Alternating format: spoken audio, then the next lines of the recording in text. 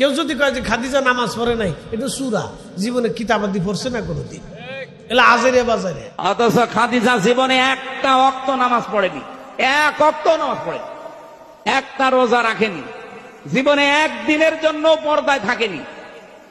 বলেন, তার পুরা জীবন আমি পড়ে দেখেছি, জীবনে কোনোদিন তিনি পর্দায় ছিলেন না। ভালো করে শুনে যাবেন হাজিরিন, তিনি তাহেরা, তিনি তৈয়বা, তিনি সেই মহিয়সী নারী।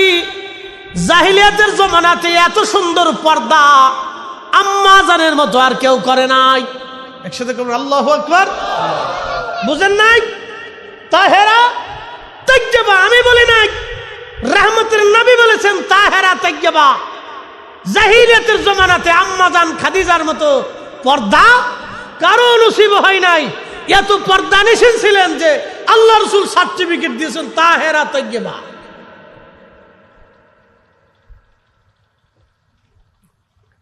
শুনে যাবেন উপস্থিতি আমার বুড়মুড়িয়াবাসী, আম্মা জান খাদিজাতুল কুবরা থেকে একবার সর্বশেষ সাহাবী পর্যন্ত সবারই বিশ্বাস ছিল আল্লাহু রাসূলু আলাম, আল্লাহ জানে, নবী জানে। আবু হুরায়রা চোর ধরলেন, নবীজি বলেন আবার আসবে।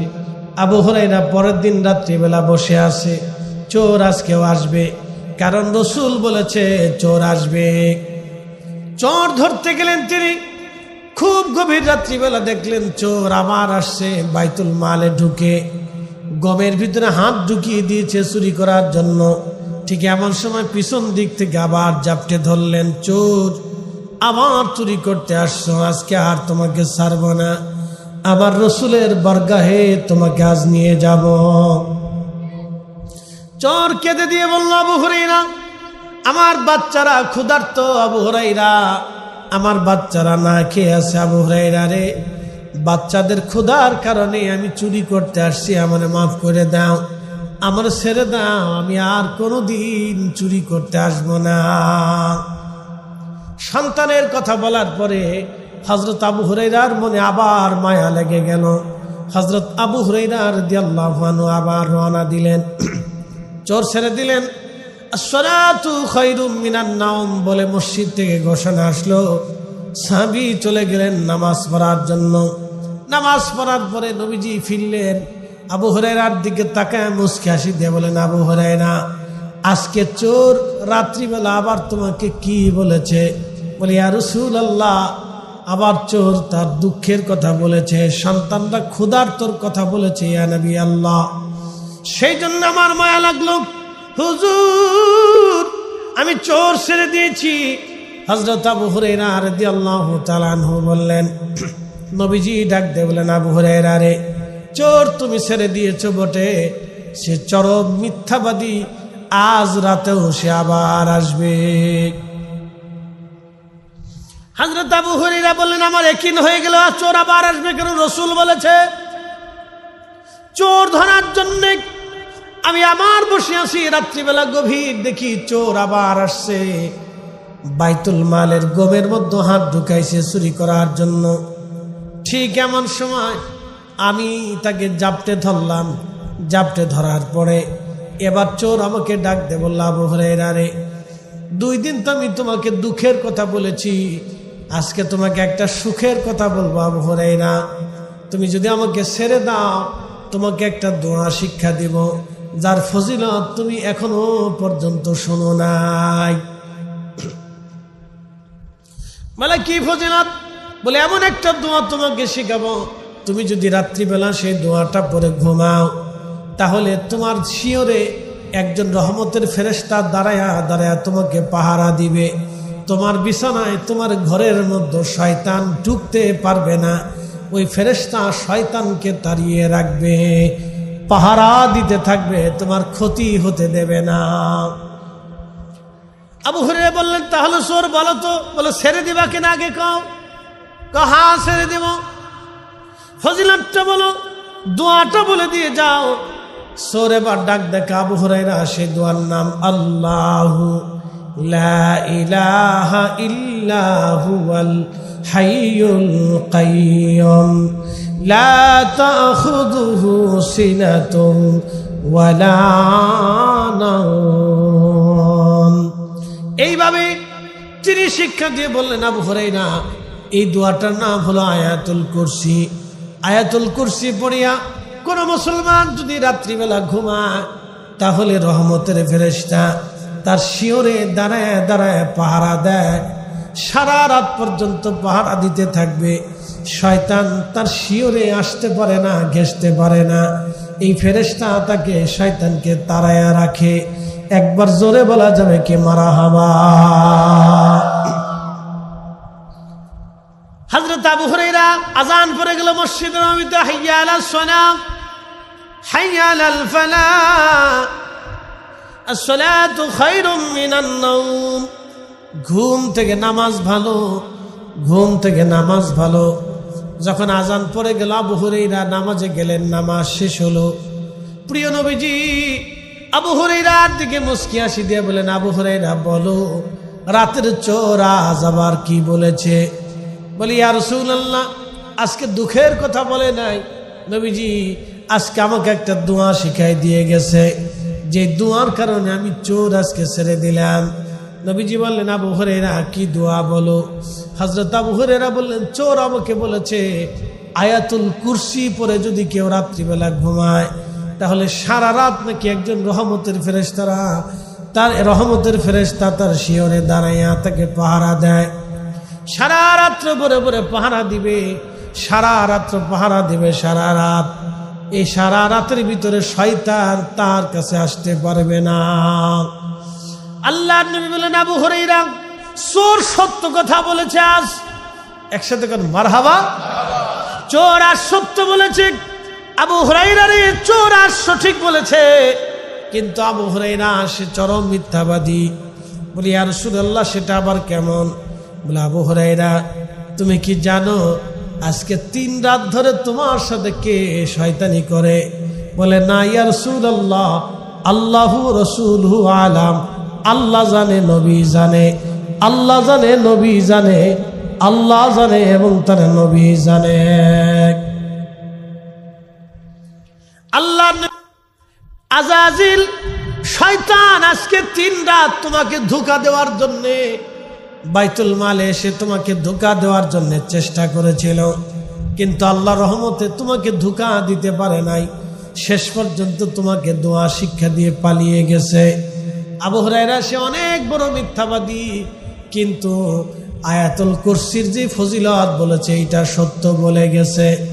আমিও রাসূল বললাম, শোনো আবু হুরায়রা, এশার নামাজের পরে ঘুমোতে যাওয়ার আগে বিছানাতে যে আল্লাহর বান্দা আয়াতুল কুরসি পরে রাত্রিবেলা ঘুমায়, আল্লাহর রহমতের ফেরেশতারা তার বাড়ি পাহারা দেয়। সারা রাত্র শয়তান কাছে আসবে না। একসাথে বলবেন মারহাবা।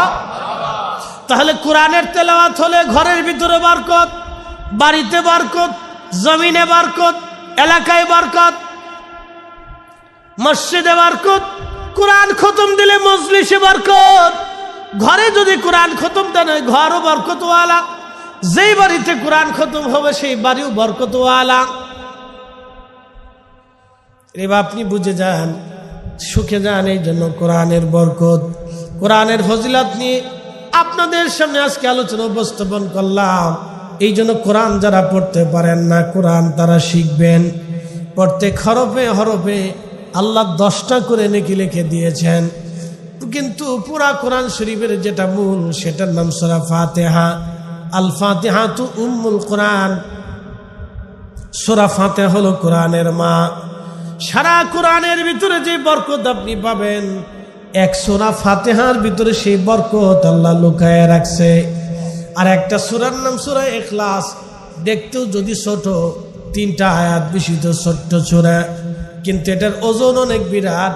আল্লাহর নবী বলেছেন, আল ইখলাসু সুলুসুল কোরআন। সূরা ইখলাস হলো কোরআনের 3 ভাগের 1 ভাগ। কেউ যদি সূরা ইখলাস একবার তেলাওয়াত করে, আল্লাহ 10 পারা কোরআনের নেকি লিখে দেয়। 3 বার তেলাওয়াত করলে আল্লাহ 30 পারা কোরআনের নেকি আল্লাহ লিখে দেয়। অর্থাৎ 3 বার যদি কেউ সূরা ইখলাস তেলাওয়াত করে, 114টি সূরা পড়লে যে সওয়াব হয়, সূরা ইখলাস 3 বার পড়লে সেই পরিমাণে নেকি আল্লাহ লিখে দেয়। এই জন্যে কোরআন পড়বেন, কোরআন শিখবেন। কোরআন শিখা জরুরি। এই কোরআনের খেদমত, এই মাদ্রাসাকে সন্তানের মতো আদর করবেন। যারা ম্যানেজিং কমিটিতে আছেন, খুব সুন্দর করে মাদ্রাসা সাজিয়েছেন, অর্থ দিয়ে, টাকা দিয়ে, পয়সা দিয়ে, বৃত্ত দিয়ে এই প্রতিষ্ঠানকে যারা মহাব্বত করেন, ভালো করে শুনে রাখেন, তারা এক টাকাও আপনি ঠকবেন না। আল্লাহর নবী সাহাবীদেরকে বলেন, সাহাবীরা, মান ক্বারা আল কুরআন ফাস্তাযহারাহু ফাআল্লাহ হালালাহু ওয়া হাররামা হারামাহু ওয়া দাখালাহুল জান্নাহ।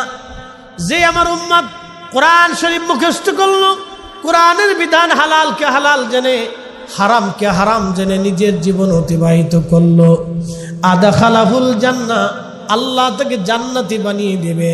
সে শুধু একা জান্নাতে যাবে না, এই কোরআনের খেদমতে এই হাফেজদের তৈরি করার জন্য, এই আলেমদেরকে তৈরি করার জন্য যারা অর্থ দিয়েছিল, টাকা দিয়েছিল, ভালোবাসা দিয়েছিল, বুদ্ধি দিয়েছিল, এই সমস্ত মানুষের ভিতরে ওয়াজাবাত লাহুন নার, এবং তার আত্মীয় স্বজনের ভিতরে যাদের জন্য জাহান্নাম একেবারে ওয়াজিব হয়ে গিয়েছিল, নবীজি বলেন আমার উম্মতেরা ওই কোরআনের হাফেজ এমন জাহান্নামী, ওয়াজিব হওয়া জাহান্নামী ব্যক্তিকে জান্নাতে সুপারিশ করে সাথে করে নিয়ে চলে যাবে। একসাথে জোরে বলেন আল্লাহু আকবার। এই জন্য হয় কোরআনের হাফেজ হন, না হয় কোরআনের খাদেম হয়ে যান, আর না হয় কোরআনের খেদমত করে আপনি খেদমত করেন, না হয় মাদ্রাসা আপনারা যারা দিয়েছেন তারা লাভবান হয়েছেন, যারা দেন নাই তারা আপনারা ঠকে গেছেন। যারা দিছেন তারা লাভবান, যারা দেন নাই তারা ঠকছে। যারা দিছেন তারা দিচ্ছেন, কারণ অর্থ কেউ বাড়ি নিয়ে যেতে পারে, অর্থ কেউ কবরে নিতে পারে না, অর্থ এটা স্থায়ী না, এটা অস্থায়ী। কিন্তু যারা দিয়েছেন তারা লাভবান, যারা দেন নাই তারা ঠকছেন, যারা দিয়েছেন তারা জিতছেন।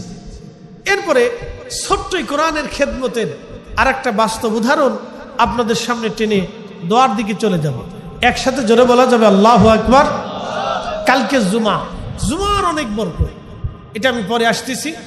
নাড়াচাড়া দিবেন না, লড়াচড়া দিন না, বসেন, দোয়া করে যান। কারণ মা দোয়ার প্রতীক্ষায় কবরের উপরে বসে আছে আজকে, দাদা দাদি দোয়ার প্রতীক্ষায় কবরের উপরে তারা বসে আছে। লাড়াচাড়া দিন না, বসে শুনে যান, মনোযোগ দেন। বিশ্ববিখ্যাত একজন বাদশা ছিলেন সুলতান মাহমুদ গজনবী রহমতুল্লাহ। তো ওনার অভ্যাস ছিল উনি ঘুরে ঘুরে দেখতেন কে খায় কে খায় না, কে ঘুমায় কে ঘুমায় না। সারা অঞ্চল তিনারা ঘুরে ঘুরে দেখতেন। তো হজরতে সুলতান মাহমুদ গজনবী একদিন স্বর্ণের প্রদীপ নিয়ে তিনি রাস্তায় বের হতে একটা বাজারে গেলেন। যাওয়ার পরে দেখলেন বাজারের ভিতরে একটা ছেলে বসে বসে দোকানদারের প্রদীপের পাশে বসে, চেরাগের পাশে বসে বসে কিতাব পড়তেছে। তো সুলতান মাহমুদ গজনবী জিজ্ঞেস করলেন, বেটা রে, তোমার কি প্রদীপ নাই যে তুমি দোকানের প্রদীপ আলো হাওলাত করে কিতাব পড়তেছ?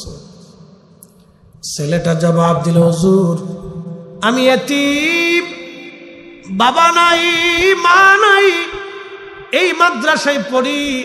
হুজুর আমার চেরাগ কিনে দেওয়ার মতো কেউ নাই, তেল কিনে দেওয়ার মতো কেউ নাই। এই দোকানদারের প্রদীপের পাশে বসে আমি প্রত্যেক দিন সন্ধ্যাবেলা কিতাব পড়ি। সুলতান মাহমুদ গজনবীর অন্তরের ভিতরে বড় মায়া লাগলো। তখন তিনি চিন্তা করলেন, আহা, কিয়ামতের ময়দান কায়েম হবে, কোটি কোটি মানুষ আল্লাহর দরজার সামনে দাঁড়াবে, সবাই সেই দিন বস্ত্রহীন থাকবে, আমিও সুলতান মাহমুদ বস্ত্রহীন থাকব। সেই দিন আমাকে সুলতান মাহমুদ নামে কেউ চিনবে না, সেই দিন আমাকে আল্লাহর একজন বান্দা হিসেবে সবাই চিনবে। আমিও যেমন গোলাম, সাধারণ একজন মুসলমানও তেমন গোলাম। আল্লাহ নবীর দরজার সামনে আমি দাঁড়াবো। সেই দিন নবীজি যদি ডাক দিয়ে জিজ্ঞেস করে, সুলতান মাহমুদ গজনবী, আমার একজন তলাবা দুনিয়াতে অন্যের চেরাগের আলো হাওলাত করে কিতাব পড়েছিল, আর তুমি স্বর্ণের প্রদীপ নিয়ে পথ দেখেছ, তোমার রাজ দরবারের স্বর্ণের প্রদীপ দিয়ে তুমি রাজ দরবারে তুমি আলোর ব্যবস্থা করেছ সুলতান। আজকে তুমি জবাব দিয়ে যাও, কেন তোমার সম্পদ থাকা সত্ত্বেও আমার একজন তলবে এলেন বিনা কারণে অন্যের প্রদীপের আলো হাওলাত করে কিতাব পড়ে চলো, জবাব দিয়ে যাও। সেই দিন আমি সুলতান মাহমুদ কি জবাব দিব?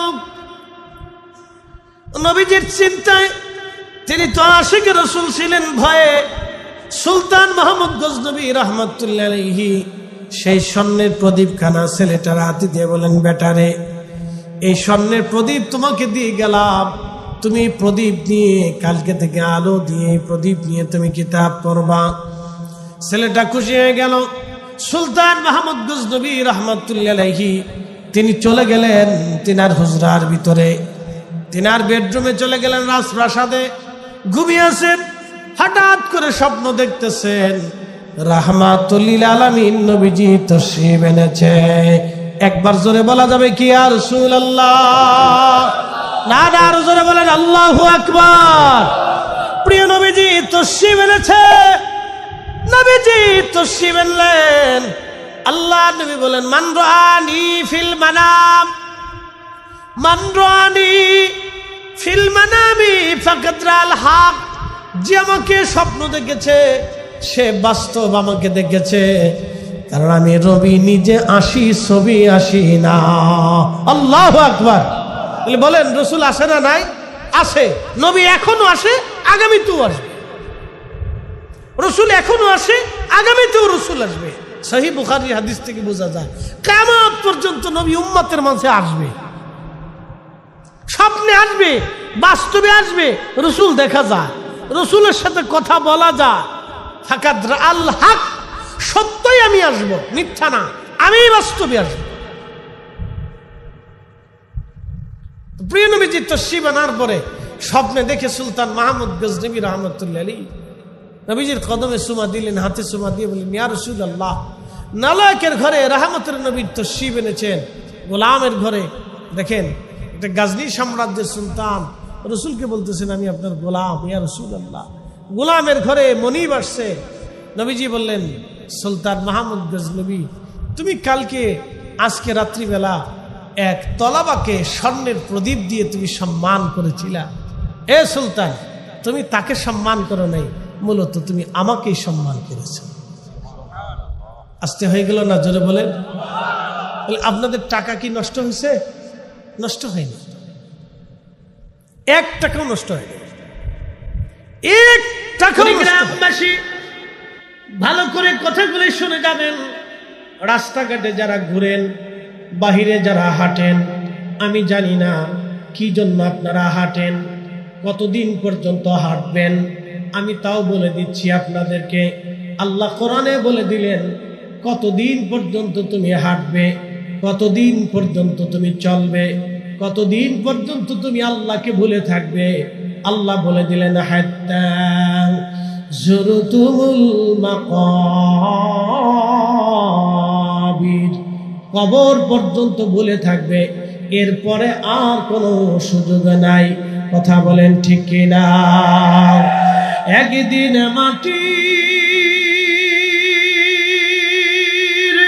ভিতরে হবে ঘরে, মন আমার কেন বন্ধ দালান ঘর, মন আমার কেন বন্ধ দালান ঘর। এক কুড়িগ্রামবাসী, রাজারহাটবাসী ভালো করে শুনে যাবেন। শুধু আল্লাহ সুবিন্যস্ত করেন নাই, চোখের জায়গা চোখ দেন নাই, চোখের মধ্যে আলো দিলেন। এই আলোকে আরবিতে বলা হয় নূর। একজন অন্ধকে যদি জিজ্ঞেস করেন, অন্ধ পৃথিবী দেখতে কেমন দেখা যায়, অন্ধ বলবে অন্ধকার দেখা যায়। অন্ধকে বলেন সূর্য দেখতে কেমন দেখা যায়, অন্ধ বলবে সূর্য অন্ধকার দেখা যায়। অন্ধকে বলেন অন্ধ সাদা দেখতে কেমন দেখা যায়, অন্ধ বলবে সাদা দেখতেও অন্ধ দেখা যায়, কালো দেখা যায়। অন্ধকে বলবেন অন্ধ আগুন দেখতে কেমন দেখা যায়, অন্ধ বলবে আগুনও অন্ধকার দেখা যায়। এই চোখে নূর দিলেন আল্লাহ পৃথিবী দেখার জন্য, সৌন্দর্য অবলোকন করার জন্য, মহাগ্রন্থ কোরআন তেলাওয়াতের জন্য, রাস্তা দেখে দেখে মসজিদে যে নামাজ পড়ার জন্য, আল্লাহর জিকিরের মাহফিলে আসার জন্য আল্লাহ আমাদের চোখ দিয়ে দিলেন। চোখের মধ্যে আল্লাহ আলো দিয়ে দিলেন, নূর সৃষ্টি করে দিলেন। আচ্ছা বলেন তো, যদি আমার রব ওই নূরগুলি ফেরত নিয়ে যান, বলেন পৃথিবীর সমস্ত চক্ষু বিজ্ঞানী এক জায়গায় বসে আপনার চোখের নূর কি আর কোনোদিন ফিরিয়ে দিতে পারবে? পৃথিবীর সমস্ত বিজ্ঞানী এক জায়গায় বসে কোনোদিনের জন্য আপনার চোখে আলো ফিরিয়ে দিতে পারবে না। আল্লাহ চোখে আলো দিয়ে দিলেন, কানে শ্রবণ শক্তির জন্য কানের ভিতরে একটা যন্ত্র আবিষ্কার করলেন, কানের ভিতরে একটু যন্ত্র সৃষ্টি করে দিলেন, চামড়ার মতো একটু ছোট্ট পর্দা সৃষ্টি করে দিলেন। ওই পর্দাটা যদি নষ্ট হয়ে যায়, পৃথিবীর কোনো কান বিশেষজ্ঞ ডাক্তার আপনার পর্দা বানিয়ে দিয়ে আপনার ওই পর্দার মতো শোনার ব্যবস্থা করে আর কোনোদিন দিতে পারবে না। রব্বুল আলামিন আপনার জবান দিয়েছেন, জবান যদি একবার হারিয়ে যায় আর কথা বলার শক্তি আপনার আসবে না। আল্লাহ আপনার একটা জিহ্বা দিয়ে দিয়েছেন, একটা জিহ্বার ভিতরে হাজার রকমের ফল আর মূল খাবার দাবার আল্লাহ আপনার দিয়ে দিলেন। একটা জিহ্বা দিয়ে হাজার রকমের ফল আস্বাদনের তৌফিক দিয়ে দিলেন। এই জন্য আল্লাহ বলেন, আল্লাযী খালাকাকা ফাসাওয়াকা ফাআদালা। তোমাকে সুবিন্যস্ত করলাম, তোমাকে সুঠাম করলাম, তোমার সুন্দর স্বাস্থ্য দিলাম, সুন্দর হাত দিলাম, চলার সক্ষমতা দিলাম, যৌবন শক্তি তোমাকে দিলাম, তোমার স্ত্রী দিলাম, তোমার সন্তান দিলাম, তোমার মা বাবা দিলাম, তোমার আত্মীয় স্বজন দিলাম, তোমাকে দুনিয়াতে রিজিক আমি আল্লাহ দিলাম। আচ্ছা বলেন তো, আকাশ থেকে বৃষ্টি আমরা নামায় না আল্লাহ নামায়? আকাশ থেকে বৃষ্টি আল্লাহ নামায়। জমিনের শস্যকে আমরা বানাই না আল্লাহ দেয়? জমিনের শস্যটা আল্লাহ দেয়, আকাশে গাছের ফলটা আল্লাহ নিজে দেয়। আমরা ফল বাড়াইতেও পারি না, কমাইতেও পারি না। পুকুরের মাছ আমরা বানাই না, আল্লাহ রাব্বুল আলামিন নিজে মাছ দিয়ে দেন। রাব্বুল আলামিন এখানেই শেষ করেন নাই, ফি আইয়ি সূরাতিন মা শাআ রাক্কাবাক। আল্লাহর ইচ্ছা অনুযায়ী আমার রব আমাদেরকে সুরত দিয়েছেন, সৌন্দর্য দিয়েছেন। লাকাদ খালাকনাল ইনসানা ফি আহসানি তাকবীর।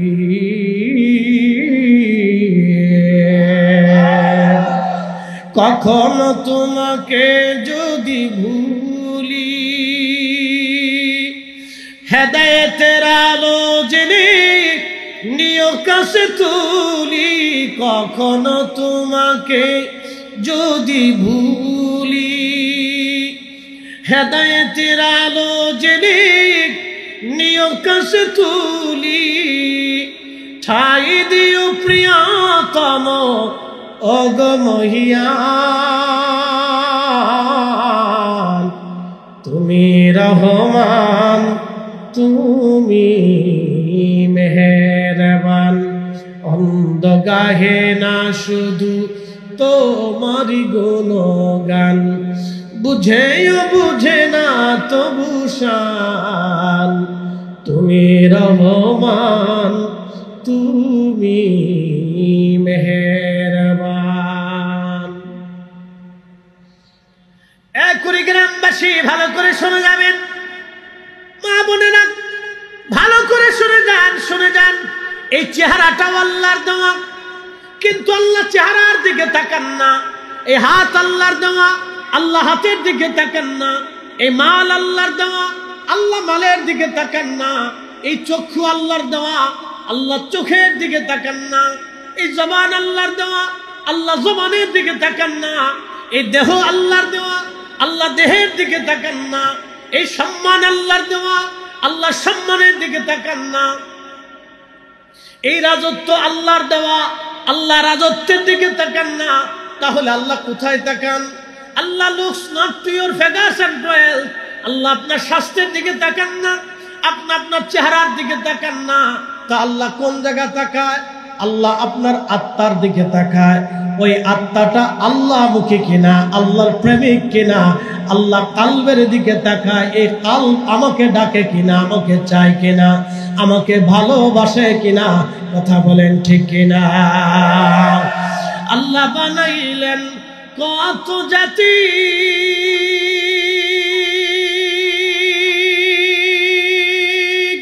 হইল না তোর প্রেম প্রীতি,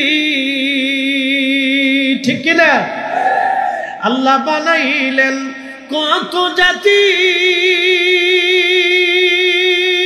হইল বানাই প্রেমের কারণে, ঠিক কিনা।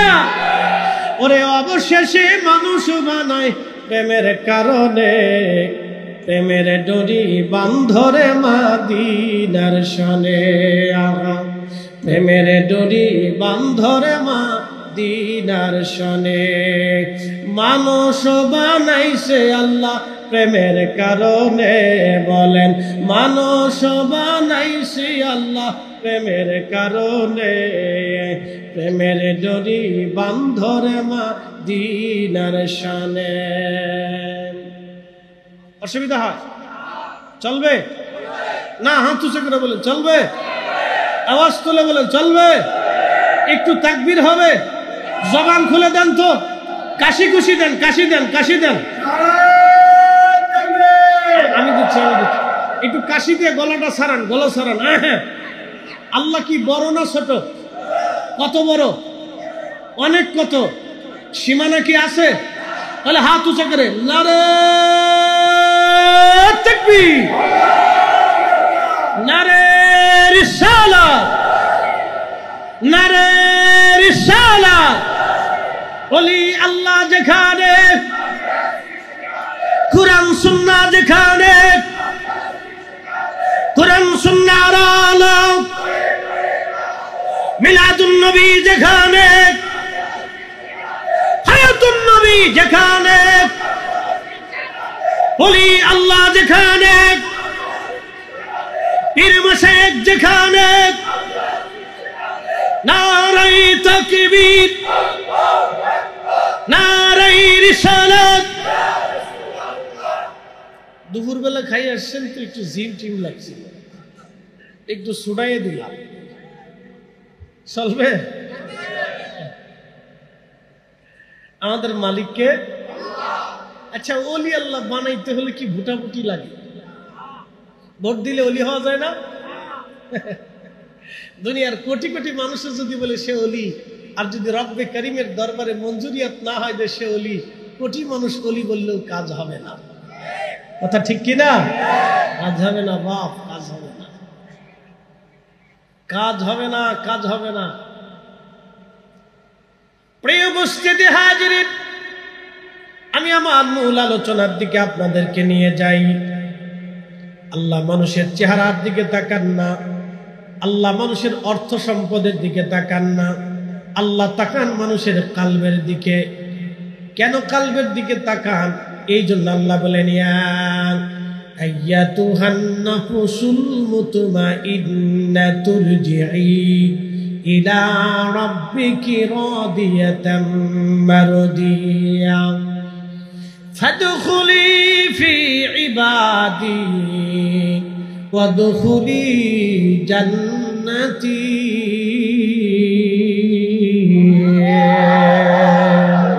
চার রঙের মশলা দিয়া, চার রঙের মশলা দিয়া যে কইরাছে তোর গঠন, চার রঙের মশলা দিয়া।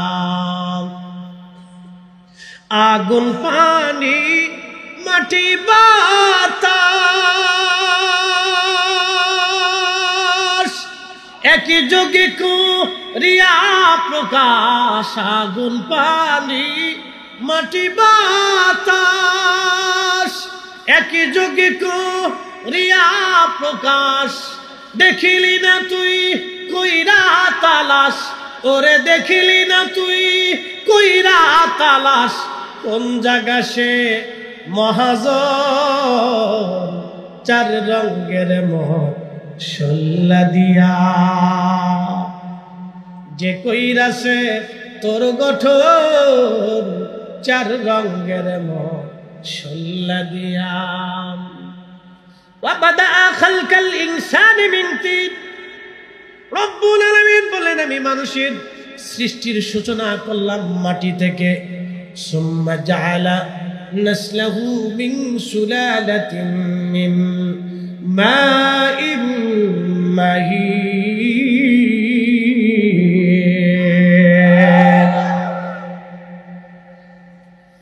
শুনে যাবেন কুড়িগ্রামবাসী, এবং বংশ নসল আমি তৈরি করলাম মানব শরীর থেকে নির্গত নির্যাস পানি বাবা এবং মায়ের মাধ্যমে বিশেষ প্রক্রিয়া সেই পানিটা মায়ের রেহেমে ফি কারারিন মাকিন, একেবারে সেফ জোন যেটাকে বলা হয়, এই সেফ জোন যেটাকে বলা হয় বাংলায় বলে জরায়ু। এই জরায়ুর ভিতরে মা এবং বাবার নির্গত নির্যাস সেই পানিটা আল্লাহ একত্রিত করলেন, 40 দিন পর্যন্ত রিফাইন করলেন।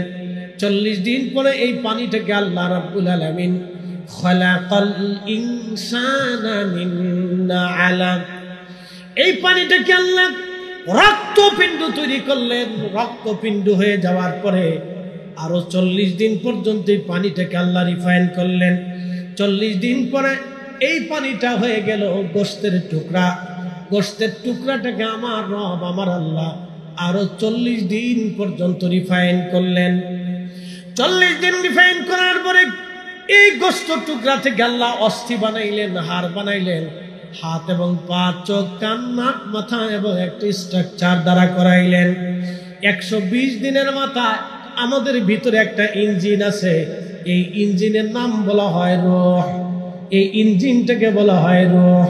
আমাদের দেশে অনেকে বলে মানুষ মরে গেলে শেষ, তোমরা মরা মানুষের কাছে যাও কে, ওখানে আসে কি কথা কন্যাকে বলে না। ওরা আরো বলে মদিনাতে কি আছে, নবী তো মরে গেছে। আরে বেটা, যারা রাসূল কারীমকে মরা মনে করে থাকে, নবীজির কিচ্ছু নাই যারা বিশ্বাস করে, আল্লাহর কসম করে বলি তারা বাতিল, তারা মিথ্যাবাদী। রুহ নামক ইঞ্জিনখানা, রুহের জগৎ থেকে আল্লাহ মায়ের রেহেমের ভিতরে, আলমে আরওয়ার ভিতরে, আলমে আরওয়ার থেকে রেহেমের জগতে আল্লাহ মায়ের রেহেমে 120 দিনের মাথায় আল্লাহ ফুকাই দিলেন। ফুকাই দিয়া জিব্রাইলকে বললেন, জিব্রাইল 4টি জিনিস তুমি লিখে দাও। 1 নম্বর, সে কতদিন পর্যন্ত বেঁচে থাকবে, কোন সময়, কোন দিন, কোন মুহূর্তে, কখন মারা যাবে। এই জন্য আল্লাহ বললেন, ওয়ামা তাদরি নাফসুম বিআইয়ি আরদিন তামুত। মানুষ জানে না সে কোথায় কোন জায়গায় মারা যাবে, কখন কোন হালতে মারা যাবে, মানুষ জানে না, মানুষ জানে না, মানুষ জানে না। এরপরে জিব্রাইলকে আল্লাহ বললেন, জিব্রাইল তুমি লিখে দাও সে কি পরিমাণে রিজিক খাবে। আল্লাহ কোরআনে বলে দিলেন, ওয়াতারযুকু মান তাশাউ বিগাইরি হিসাব। না না হয় না, একসাথে বলেন আল্লাহু আকবার। রিজিকের মালিককে না না আরো জোরে বলেন। আমার পীরের বাড়ি লক্ষ লক্ষ মানুষ 4 দিনে খাবার খায়, খাওয়ায় কে? না না আরো জোরে বলেন, কে খাওয়ায়? শত শত গরু কুরবানি হয়, পাঠায় কে? হাজার হাজার লক্ষ লক্ষ মন চাল রান্না হয়, দেয় পাঠায় কে? আমার পীরের বাড়ি গরু ছাগল যায়, হাঁস মুরগি ভেড়া দম্বা মানুষের মেহমানদারির জন্য ফয়সালা যায়। অনেক ভাইরা বেদাত বেদাত বলে সারা জীবন চিল্লাইছে, কিন্তু ঠেকাইতে পারে না। এই কথা কেন না, কেন পারছে? আর হাত উঁচু করে বলেন পারছে। আমরা কিয়ামত পর্যন্ত চ্যালেঞ্জ করলাম, কিয়ামত পর্যন্ত যদি আল্লাহর কোরআন সত্য হয়ে থাকে, তাহলে শুনে রাখেন, আউলিয়া কিরামের দায়িত্ব আমাদের জিম্মায় না, আউলিয়া কিরামের দায়িত্ব রাষ্ট্রের জিম্মায় না, আউলিয়া কিরামের দায়িত্ব কোন সাম্রাজ্যের জিম্মায় না, আউলিয়া কিরামের দায়িত্ব কোন বাদশার জিম্মায় না, আউলিয়া কিরামের দায়িত্ব স্বয়ং আল্লাহর জিম্মায় থাকে। কথা বলেন ঠিক না?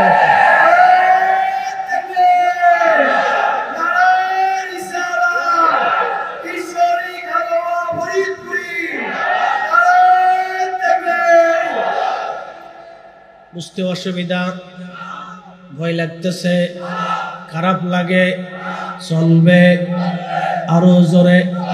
জোর হয় না কেন? জোরসে বলো।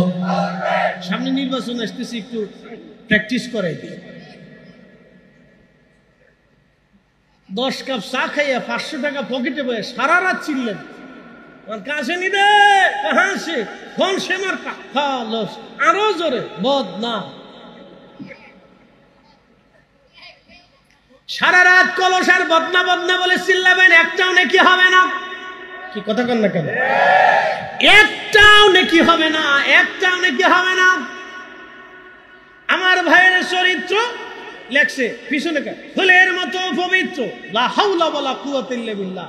পৃথিবীতে একজনের চরিত্র ছিল, তিনি মহান চরিত্রের, ওয়া ইন্নাকা লাআলা খুলুকিন আযীম, তিনি আমার আপনার নবী রাহমাতুল লিল আলামিন। অতএব কোন ব্যক্তির সামনে প্রশংসায় যদি কেউ স্লোগান দেয় যে আমার ভাইয়ের চরিত্র ফুলের মতো পবিত্র, ডাহা, মিথ্যা কথা, মিথ্যাবাদী, মিথ্যাবাদী, মিথ্যা হবে, মিথ্যা হবে। কথা বলেন ঠিক না বেঠিক?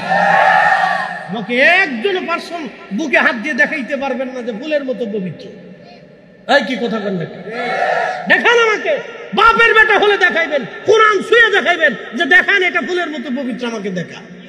এই জন্য আমি নির্বাচনে জীবনে কোনোদিন ভোট দিইনি। বলে হুজুর কেন ভোট দেয় নেই? ভোট দিতে গেলে যায় দেখি সরে, যারে ভোট দিব লোক সুবিধার লাভ।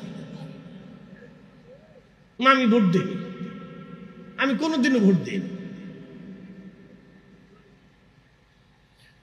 ভালো করে শোনে যাবেন হাজির। কি কষ্ট হইতেছে আপনাদের? উচিত কথা বললে মহাসব বেজার হয়ে যায়, জানি। হক কথা তিতা লাগে, এটাও জানি, তবে চলবে। কথা বলেন ঠিক কিনা? সাবধান, এই স্লোগান জীবনেও কোনোদিন দিবেন না যে আমার ভাইয়ের চরিত্র ফুলের মতো পবিত্র, লা হাওলা ওয়ালা কুওয়াতা। ডাহা মিথ্যা কথা। কি কথা কর না কেন? ডাহা মিথ্যা, আল্লাহর কসম মিথ্যা।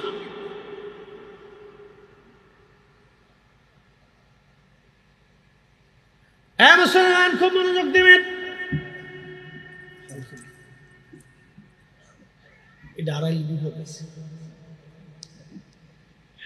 খুব ভালো করে শুনে যাবেন। প্রিয় উপস্থিতি, কথাগুলি শুনে যাবেন। আপনাদেরকে শোনাইলাম, মাহফিল চলবে, কারণ আল্লাহু আকবার, এটা তরিকতের মজলিস। ভালো করে বুঝে যান। রুহুটা আসলো 120 দিনের মাথায়। এরপরে আল্লাহ লিখে দিলেন রিজিক কি পরিমাণে খাবে, আল্লাহ তাও লিখে দিলেন। এই জন্য যারা সুদ খায়, যারা ঘুষ খায়, যারা অন্যের জমি মাইরে দিয়ে খায়, যারা বোনের জমি বুঝাই দেয় না, ভাইয়ের জমি বুঝায় না, সন্তানরে যারা ফাঁকি দেয়, বাপ মাকে যারা কষ্ট দেয়, আল্লাহর কসম করে বলি মরার আগে তারা খাইতে পারে না।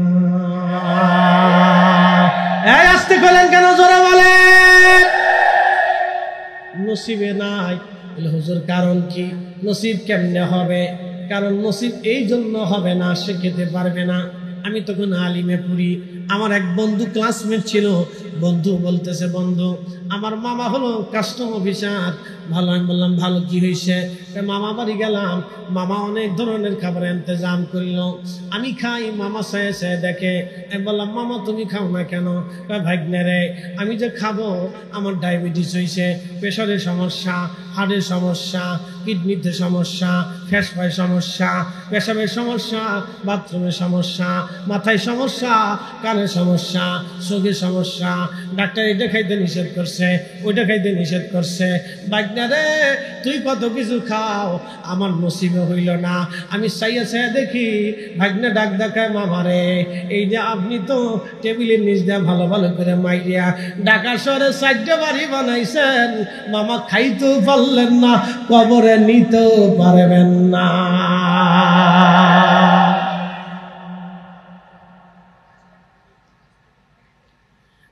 শুনে যাবেন, ভালো করে বুঝে যাবেন। রব্বুল আলামিন লিখে দিলেন, জিবরাইল তুমি লিখে দাও আমার বান্দা কি পরিমাণে খাবে, কি পরিমাণে খাবে আমার বান্দা, তুমি লিখে দাও। এই জন্য সবসময় দোয়া বলবেন, দোয়া করবেন, হে রব আপনি আমাকে হালাল এবং উত্তম রিজিকের ব্যবস্থা করেন, হালাল এবং উত্তম রিজিকের ব্যবস্থা করেন। হালালান তাইয়্যিব, হালালান তাইয়্যিব, হালাল এবং তাইয়্যিব, পবিত্র উত্তম। আপনি আমার যেটা খাওয়াবেন সেটা উত্তম খাবার খাওয়াবেন। এই জন্য উত্তম খাবার সবার নসিবে জুটে না। উত্তম খাবারের জন্য দোয়া চাইতে হয়, দোয়া করতে হয়, আল্লাহর দরবারে প্রার্থনা করা লাগে। উত্তম খাবার, উত্তম খাবার, হালাল এবং উত্তম খাবার। এই জন্য আমার পীর মুর্শিদের জীবনে যারা আমার পীর মুর্শিদের দুর্নাম করেন তারা ভালো করে শুনে যান। একটা বাপের বেটা যদি এরকম থাকে আপনি আমাকে দেখায় দেন।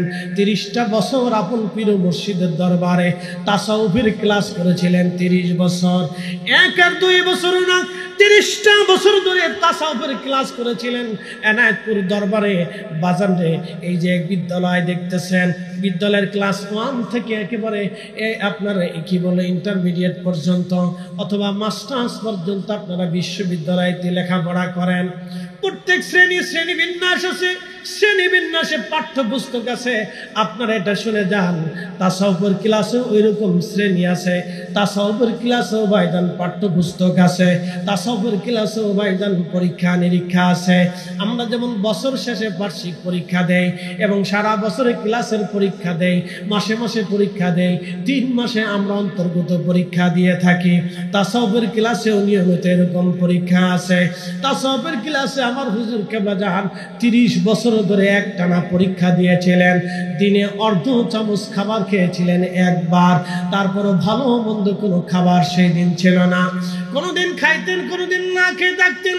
নিজের নফস সন্তানটাকে হত্যা করে দিয়ে আমার হুজুর কেবলা জাহানকে আল্লাহ বানাইলেন ইয়া আইয়াতুহান নফসুল মুতমাইন্না, নফসে মুতমাইন্না তৈরি করার জন্য 30 বছর ধরে ক্ষুধার্ত রাখা হলো, 30 বছর ধরে জমি জমা থেকে বিচ্ছিন্ন রাখা হলো, 30 বছর ধরে সংসার থেকে বিচ্ছিন্ন রাখা হলো, 30 বছর ধরে দুনিয়াদারি থেকে বিচ্ছিন্ন রাখা হলো, 30 বছর থেকে পৃথিবীর সব কিছু থেকে বিচ্ছিন্ন করে দিয়ে আপন মুর্শিদের দরবারে 30 বছরের জীবনে এইভাবে প্র্যাকটিক্যাল ভাবে তিনি তাসাউফের ক্লাস করেছিলেন। এরকম একটা বাপের বেটা যদি থাকে দেখান, 30 বছরে 1 ওয়াক্ত নামাজ কাজা যায় নাই, 30 বছরে একটা রাতের জন্য তাহাজ্জুদ রক্ত কাজা হয় নাই, 30 বছরে মুখে কখনো হারাম খাবার প্রবেশ করে নাই, 30 বছরে একটা মিথ্যা কথা কোনোদিন বলে নাই, 30 বছরে কখনো ফাহিশা কথা বলে নাই, 30 বছরে একটা রোজা কখনো ছেড়ে দেয় নাই, 30 বছর ধরে কখনো তিনি কাউকে গালমন্দ করে নাই, 30 বছরে কোনো গীবত শেখাত ছিল না, 30 বছর ধরে কোনো পরনারীর দিকে তিনি একেবারে কাম ভাবের জন্য কখনো একটা বারের জন্য তাকান নাই। এইরকম একটা বাপের বেটা যদি থাকে তাহলে আমাকে দেখান, আমি 88 হুজুর ছেড়ে দিয়ে তার কাছে বায়াত নেব না। আমার অত বেশি চ্যালেঞ্জের দরকার নেই, থাকলে দেখেন। তবে যদি কারো নাম বলেন তো আমি তাকে একটু টেস্ট করে দেখবো যে অরিজিনাল না 2 নাম্বার। এটা কিন্তু রাডারে ধরা পড়ে যাবে না, এত সহজ পাইবেন না, এত সহজ পাইবেন না। 88 হুজুর জেনাতানা জিনিস না, এটা এমনিতেই ওনাকে এখানে বসানো হয় নাই, ওনাকে পরিপূর্ণ যোগ্যতা দিয়ে এখানে বসানো হয়েছিল, তাসাউফের পরিপূর্ণ ক্লাস শিক্ষা দিয়ে তাকে বসানো হয়েছিল। তিনি এমন ভাবে নফস সন্তানকে ইয়া আইয়াতুহান নফসুল মুতমাইন্না করে তাকে এইভাবেই তৈরি করা হয়েছিল। আল্লাহু আকবার। বেলায়েতের উচ্চ মাকামে আরোহণ করাইয়া সর্বস্তরে সায়ের করাইয়া আমার পীর মুর্শিদকে খেলাফতি দেওয়া হয়েছিল। এখন তো খেলাফতি গাছে পায়, এই আস্তে কনকে জোরে বলেন, এখন তো খেলাফতি গাছে পায়।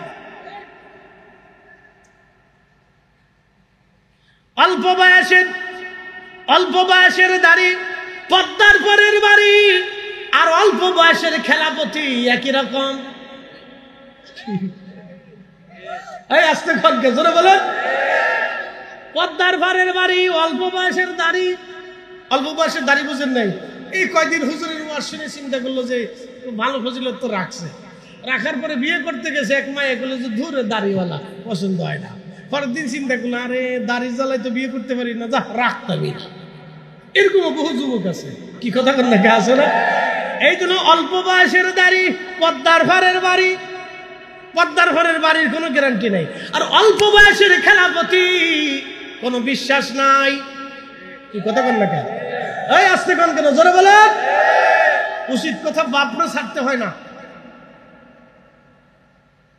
পরিপূর্ণ মাকাম মঞ্জিলে পৌঁছাইয়া আমার পীর মুর্শিদকে দাদা হুজুর এনায়েতপুরী রাহিমাহুল্লাহ খেলাফতের আসনে বসাই দিয়া দিয়েছেন, যার কারণে লক্ষ লক্ষ মানুষের বিরাট বাগান হুজুর কেবলা সাজাইছেন। কথা বলে ঠিক না বেঠিক? কষ্ট হচ্ছে? চলবে? তাবারও কাছে অসুবিধা নেই, একসাথে বলেন চলবে। একসাথে বলেন তো আল্লাহু আকবার। আল্লাহ, আর জোরে বলেন আল্লাহু আকবার। আল্লাহর কোরআন বিশ্বাস আছে? একসাথে বলেন আছে। না না, জোরে বলেন আছে। বাংলাদেশের জন্ম কত সালে? জোরে বলেন।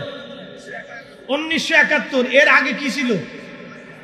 পাকিস্তান পিরিয়ডে ওলি আল্লাহরা ছিল কিনা? বাংলাদেশ পিরিয়ডে ওলি আল্লাহরা আছে না নাই? পাকিস্তানের আগে কি ছিল? ব্রিটিশদের সময়ে শাহজালাল ইয়ামানি ছিল কিনা? খাজা বাবা আজমিরি ছিল কিনা? কুতুবউদ্দিন কাকির ছিল কিনা? হুজুর গাউসে পাকের তরিকা ছিল কিনা? তার আগে ছিল সালতানাত নবাবী, নবাবী আমলে 4 তরিকা ছিল কিনা? নবাবের আগে ছিল মুঘল সালতানাতের আমলে 4 তরিকা ছিল কিনা? এই মুঘল সালতানাতদের আমলে 4 তরিকা ছিল, ব্রিটিশদের আমলেও 4 তরিকা ছিল, নবাব পাকিস্তান পেডেও 4 তরিকা ছিল, বাংলাদেশ পেডেও 4 তরিকা আছে। বাংলাদেশের পরে 100 বছর পরে আমার দেশের স্বাধীনতা নাও থাকতে পারে, যেমন আজ ফিলিস্তিনিদের স্বাধীনতা নাই, আরাকানিদের স্বাধীনতা নাই, পৃথিবীর বহু দেশের স্বাধীনতা নিশ্চিহ্ন হয়েছে। আমার দেশের স্বাধীনতা নাও থাকতে পারে, অথবা আমার দেশ আরো বিশাল অনেক বড়ও হতে পারে। কিন্তু শুনে রাখবেন, দল বেদল রাজনৈতিক দল আজ আছে কাল থাকবে না, আজ আছে কাল থাকবে না, কাল থাকবে পরশুদিন থাকবে না। কিন্তু আল্লাহর কোরআন যতদিন থাকবে, আসমানে সূর্য যতদিন উদয় হবে, জমিনে আল্লাহর জিকির যতদিন চলবে, ততদিন আল্লাহর জমিনে আল্লাহর ওলিরা টিকে থাকবে, টিকে থাকবে, টিকে থাকবে। কথা বলে ঠিক না?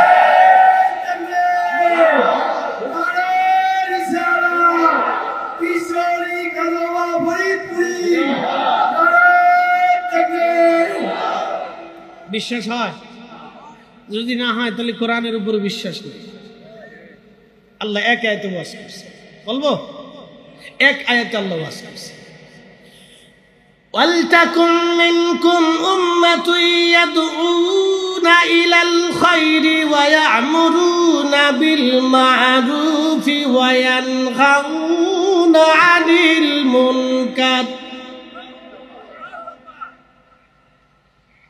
এক আয়াতে রব্বুল আলামিন বললেন, আমার বান্দাদের ভিতরে কিয়ামত পর্যন্ত একটা জামাত থাকবে যারা মানুষদেরকে আল্লাহর দিকে ডাকতে থাকবে, খারাপ কাজ থেকে ফিরাবে।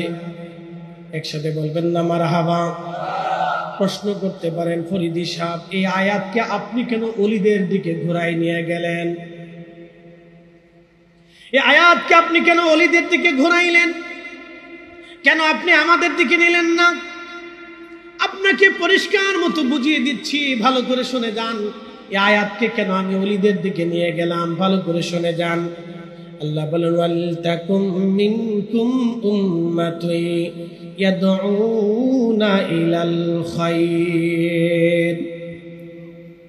এক জামাত মানুষ থাকবে যারা মানুষদেরকে আল্লাহর দিকে ডাকতে থাকবে। আমি কেন আল্লাহর ওলিদের দিকে নিয়ে গেলাম, শুনে যান। আজ পরিসংখ্যান দিয়ে বুঝাই। আচ্ছা, বর্তমান সময়ে বাংলাদেশে আলেম আছে কত বলতে পারবেন? প্রায় 60 লক্ষ। একসাথে বলবেন না মারহাবা? না হয় না, আরো জোরে। সব ঘরানার আলেম দিয়ে, সব ঘরানার আলেম দিয়ে বাংলাদেশে আলেম আছে 60 লক্ষ প্রায়। এরপরে যদি চলে যান ভারতে, পাকিস্তানে, 3টা দেশে আলেমের সংখ্যা 1 কোটির মতো হবে। 1 কোটি আলেম। প্রত্যেকটা মসজিদে জুমার দিন আমরা বয়ান করলাম, ইউটিউবে বয়ান করলাম, মাহফিলে বয়ান করলাম, সেমিনার দিলাম, মহাসম্মেলন দিলাম। বলেন আমরা মুসলমান বানাইতে পারছি কয়জন? আমার কথা কি বোঝা যায়? এই পিছনে পিছনে যারা, আমি দেখি না, পিছনে বোঝা যায় না। একটু হাত উঁচা করেন তো, হাত উঁচা করেন তো। কথা কি বোঝা যায় ভাই? বর্তমানে সারা পাকিস্তান, ভারতে, বাংলাদেশে, এই অঞ্চলে প্রায় 90 কোটির মতো মুসলমান, সারা পৃথিবীর অর্ধেক মুসলমান এই ভূখণ্ডের ভিতরে। ভালো করে বুঝেন, আলেমের সংখ্যাও বেশি, প্রায় 1 কোটির মতো আলেম, প্রায় 1 কোটির মতো আলেম, ছোট বড় মাইজে সাইজে সব দিয়ে, তলাবে ইকরাম দিয়ে 1 কোটি ধরলাম আমি। ভালো করে বুঝেন, এই ভারতে, পাকিস্তানে, বাংলাদেশে হাজার হাজার লক্ষ লক্ষ মসজিদ আছে। প্রত্যেক জুমাতে মসজিদ সমূহতে খুতবার আগে উলামে ইকরাম ওয়াজ করেন। বাংলাদেশে, পাকিস্তানে, ভারতে হাজার হাজার মাহফিল, সেমিনার, সম্মেলন হচ্ছে। তবলিগ জামাতের ভাইরা বিভিন্ন স্থানে স্থানে ঘুরে ঘুরে ঘুরে ঘুরে মানুষকে নসিহত করতেছে। দেশের অনেক পীর মাশায়েখরা মুরিদানদেরকে দিয়ে দিয়ে বুঝাই দিন কোরআন সুন্নাহ বুঝাইতেছে। সারা বাংলাদেশে উলামা ইকরাম থেকে শুরু করে বিভিন্ন শ্রেণীর পেশার মানুষ দিন ধর্মের জন্য খাটুনি খাটতেছে। আচ্ছা বলেন, আমরা এই 100 কোটি মুসলমানের পৃথিবীতে আমরা কয়জনকে মুসলমান বানাইতে পারছি? আপনি মুসলিম বানানোর সার্থকতা কয়জনের আছে বলেন আমাকে? খাজা বাবা আজমিরি, খাজা বাবা নাম শুনলে অনেকে চিন্তা করেন এটা মনে হয় কোন গ্রহের মানুষ মনে হয়। খাজা বাবা শব্দ শুনলে অনেকে ভাবেন এটা মনে হয় কোন গ্রহের মানুষ। এটা ভাববেন না, ভালো করে শুনে যান। খাজা বাবা গরিবে নওয়াজ আজমিরি রহিমাহুল্লাহ, মাইনুদ্দিন চিশতি আজমিরি সঞ্জরি, তিনার ওয়াজ কেমন ছিল সেই দিন তার চেহারা দেখে 90 লক্ষ মানুষ কালেমা পড়ে নাই। সেই দিন তিনি কি ওয়াজ করেছিলেন? মহাসম্মেলন ছিল না, লং মার্চ ছিল না, মসজিদ ছিল না, মাদ্রাসা ছিল না, এরকম হাজার হাজার সেমিনার ছিল না, লক্ষ লক্ষ মসজিদ ছিল না, বিমান ছিল না, ট্রেন ছিল না, যাতায়াতের এই সুন্দর সুব্যবস্থা ছিল না, ইউটিউব আধুনিকতা ছিল না, ফেসবুক ছিল না, পত্র পত্রিকা ছিল না, বই কিতাব লেখনের সিস্টেম ছিল না। তো খাজা বাবা আজমিরি কি ওয়াজ করলেন, কি নসিহত করলেন, যে তার নসিহত শুনে, ওয়াজ শুনে একজন না, দুইজন না, 90 লক্ষ মানুষ কালেমা পড়েছিল।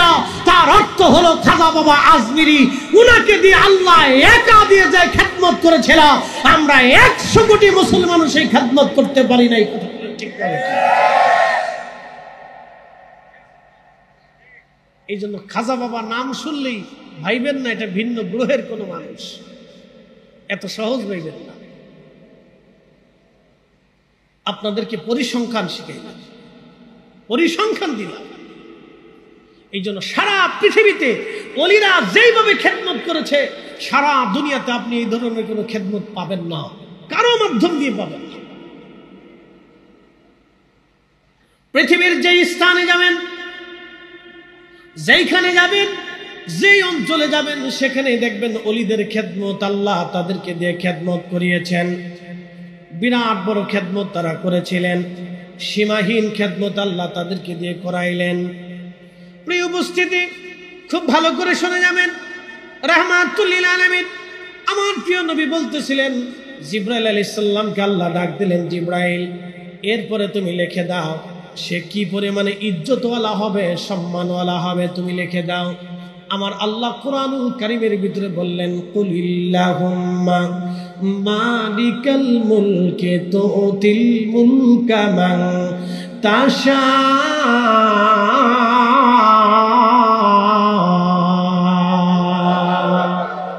বলেন রাজত্ব দেয় কে? রাজত্ব ছিনায় নেয় কে? এই জন্য ক্ষমতা পাওয়ার পরে অহংকার হওয়ার কিছু নাই। কি কথা কর না কেন? ক্ষমতা আসা নাকি ক্ষমতা পাওয়ার পরে অহংকার করার কিছু নাই। ভালো করে শুনে যান। কেউ যদি মনে করেন আমরা ক্ষমতায় আসার পরে বাংলাদেশের কোন মাজার, কোন দরগা, কোন দরবার আমরা রাখবো না, আপনারা শুনে যায় যান, ভালো করে জেনে যান। এই চিন্তা চেতনা যদি মগজে আপনাদের থাকে, তাহলে সারা জীবন বলতে পারবেন ক্ষমতার স্বাদ কোনোদিন নসিবে হবে না। কষ্ট হচ্ছে? বেজার হইতেছে? ক্ষমতা কি আমরা বন্টন করি না মওলা করে? মালিক থেকে আসে, কথা কর না ঠিক কিনা? আমরা বন্টন করি না, ওনার থেকে আসে। ওনার থেকে আসে, ওনার থেকে আসে। তো ইজ্জু মান তাশাউ ওয়া তুদিল্লু মান তাশাউ।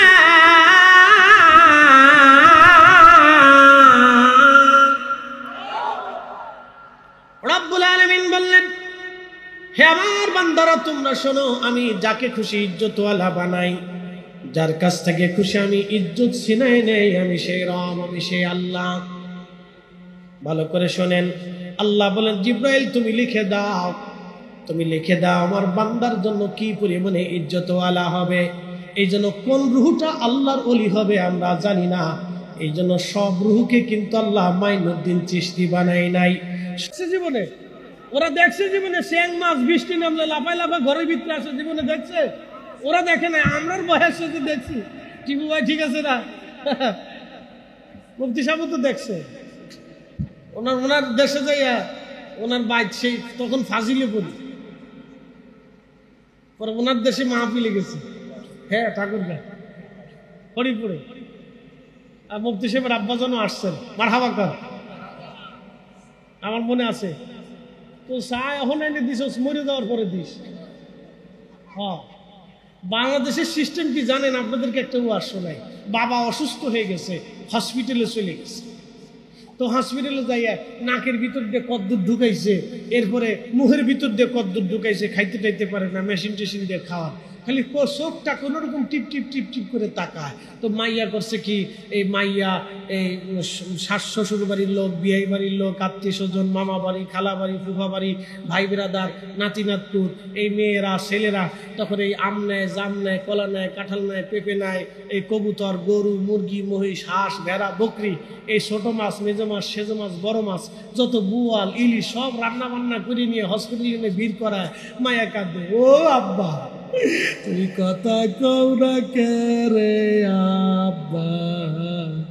আব্বা গরু গোশত আনছি, আব্বা আম আনছি, কলা আনছি, জাম আনছি। তখন আব্বা সাহেব, আরে বড় পড়া, আমি জিন্দা থাকতে সুস্থ থাকতে আনলি না, মরার সময় লয়ে আইছ।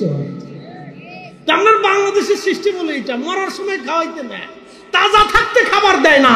এই কথা কর না কেন? তাজা থাকতে বাপ মারে খাওয়ায়েন, বাপ মারে খাওয়ায়েন, যদি সম্ভব হয় তো ভিক্ষা করে খাওয়ায়েন, যদি ভালো লাগে তো ভিক্ষা করে বাবা মারে খাওয়ায়েন, যদি না হয় তো রিক্সা চালায় খাওয়ান, দিন মজুরি করে চা খালান, ভ্যান চালায় বাপ মারে খাওয়ান। জীবনে রিজিক নষ্ট হবে না, জীবনে মানুষের দ্বারা হাত পাততে হবে না, সম্মান নষ্ট হবে না, হায়াত কালে নষ্ট হবে না। বাবা মার খেদমত করলে কেন রিজিক নষ্ট হয় না, হয় না। ছেলেবেলারা বুঝে, সাতা বুঝে কি না। এখন তো ফতোয়া গুতাইতে গুতাইতে মুসলমানের জান শেষ করে ফেলাইছে। ফতোয়া গুতাইতে গুতাইতে আগে ছেলেরা পরীক্ষা দেওয়ার আগে বাপ মার পায়ে কদম মুছে করে চুমা টুমা দিয়ে তারপরে দোয়া নিয়ে পরীক্ষা যাইতো। এই কথা কর না কেন? ফতোয়ার ডাক্তার চোটে বেদাত বেদাত শিরিক শিরিক করার পরে উলাহনে আদব লেহাজ পর্যন্ত তখন ভুলে গেছে। ড্যাডি পরীক্ষা আছে, ড্যাডি মামি মামি পরীক্ষা আছে, মামি। এই কথা কর না কেন?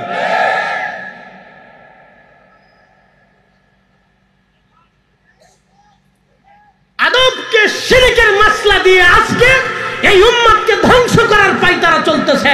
হাজার হাজার ছেলেরা বেয়াদব হয়ে গেছে, বেহাইয়া হয়ে গেছে। রাস্তা দিয়ে চলার সময় মুরব্বিরে সালাম দেয় না, মাস্টাররে সালাম দেয় না, চাচারে সালাম দেয় না, বাপেরে সালাম দেয় না, আর মোটরসাইকেল ফেলি তো ওর দুনিয়ার কারো চিনেই না। এই হাত উঁচু করে কর না, জোরে বলে। রাসূল করিমের এক সাহাবী উমদাতুল কারিতে ইমাম বদরুদ্দিন আইনি লিখছেন, এক সাহাবী এসে বলেন, ইয়া রাসূলুল্লাহ, ফাতে মক্কা হয়েছে। শাহ খাইল,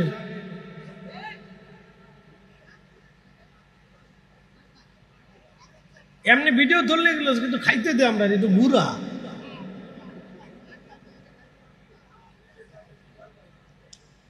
না, ওরা আমরা ছাড়ে না, জালাত আছে। একদিন ভাঙ্গা থেকে গাড়ির তেল নিয়ে ও চিন্তা করলাম ওয়াশরুম করে অজু টুজু করে বেরো।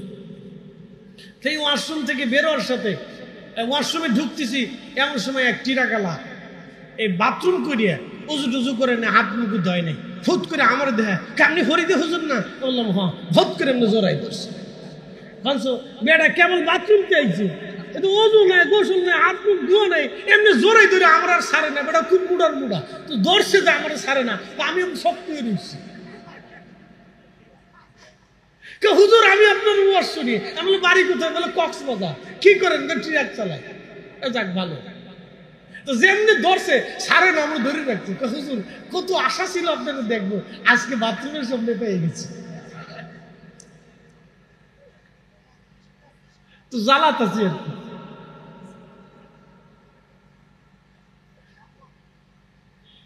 হযরত আল্লামা ইমাম বদরুদ্দিন আইনি লেখেন, সাহাবী এসে বলেন হুজুর ফাতে মক্কা হয়েছে, মানত করেছিলাম যদি ফাতে মক্কা হয় খোদার ঘরের চৌকাঠে চুমা লাগাবো।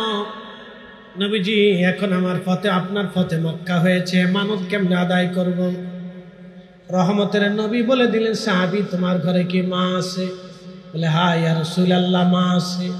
সাহাবী তাহলে যাও মায়ের পায়ের মধ্যে চুমা লাগাও, খোদার ঘরের চৌকাঠে চুমা লাগানোর হক আদায় হবে। হ্যাঁ না, একসাথে যারা বলেন আল্লাহু আকবার। এই এখানে বাবা মার পায়ে চুমা লাগাইছেন এমন ছেলে একটু হাত উঠান তো দেখি। না, বাপ মার পায়ে চুমা দিছেন, হাত বাড়ান। খালি সালাম দিলে হবে না, চুমা দিতে হবে। সালামের তরিকাই নাই আমি চুমার তরিকায় চলে গেছি, বগিযোগি চলবে না। বাপ মার পায়ের মধ্যে চুমা দিছেন। কোন ছেলে আছেন, কোন মুরব্বী আছেন, কোন বাপ আছেন, কোন খালু আছেন, কোন চাচা আছেন, কোন তালই আছেন, হাত উঁচা করেন তো দেখি। হ্যাঁ টিপু ভাই ঠিক আছে, একবারে জাগা মতো দিছেন আপনি, যা মনে তাই করেন। এই গুনে গুনে কয়জন আছে দেখেন। আল্লাহু আকবার। ওই যে আমার এক ভাই বসে আছেন, হ্যাঁ বোঝা যাইতেছে। আল্লাহু আকবার, জোরে করেন আল্লাহু আকবার। হ্যাঁ কেন বুঝাইতেছি বাবা মার পায়ে চুমা কেন দিবেন, বুঝাই আজকে। বলেন তো আপনি যখন ছোট ছিলেন আপনার মা আপনার কচি পায়ের মধ্যে কতবার চুমা লাগাইছে? বলেন আপনি আমাকে বলেন। একটা দিনের হক আদায় করতে পারবেন না বেটা, মা সালাম মারতেছো না, ফতোয়া মারতেছো শিরিকের ফতোয়া। তোমার শিরিকের ফতোয়ার গোষ্ঠী কি লাই? আমরা যতদিন বেঁচে থাকবো বাপ মার পায়ের মধ্যে চুমা দিব। এই হাত উঁচা করে বলেন, জোরে বলেন, এই জোরে বলেন।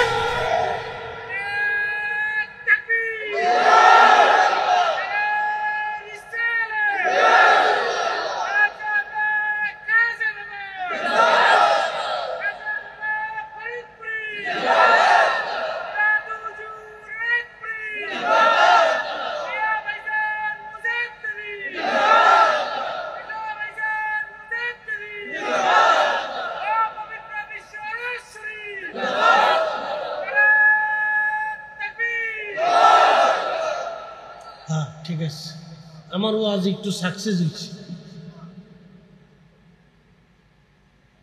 আমি ওয়াজ আজকের আমার পরিপূর্ণতা হয়েছে, আজকে কিছুটা হলে হয়েছে। অন্তত বুঝতে পারছেন যে মার পায়ে চুমা দিতে হবে।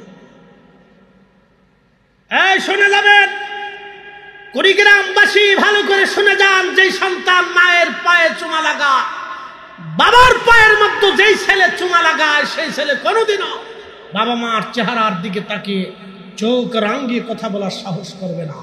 কথা বলে ঠিক কিনা? এটার নাম হচ্ছে আদাব। আদবকে আজকে শিরিকের মশলা গুতাইয়া এই উম্মতকে বেয়াদব বানানোর চেষ্টা চলতেছে। এই কথা কর না কেন? কোনটা শিরিক আর কোনটা বেদাত আমরা বুঝি না?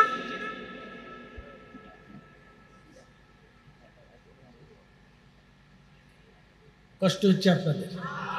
চলবে একটু চালাই।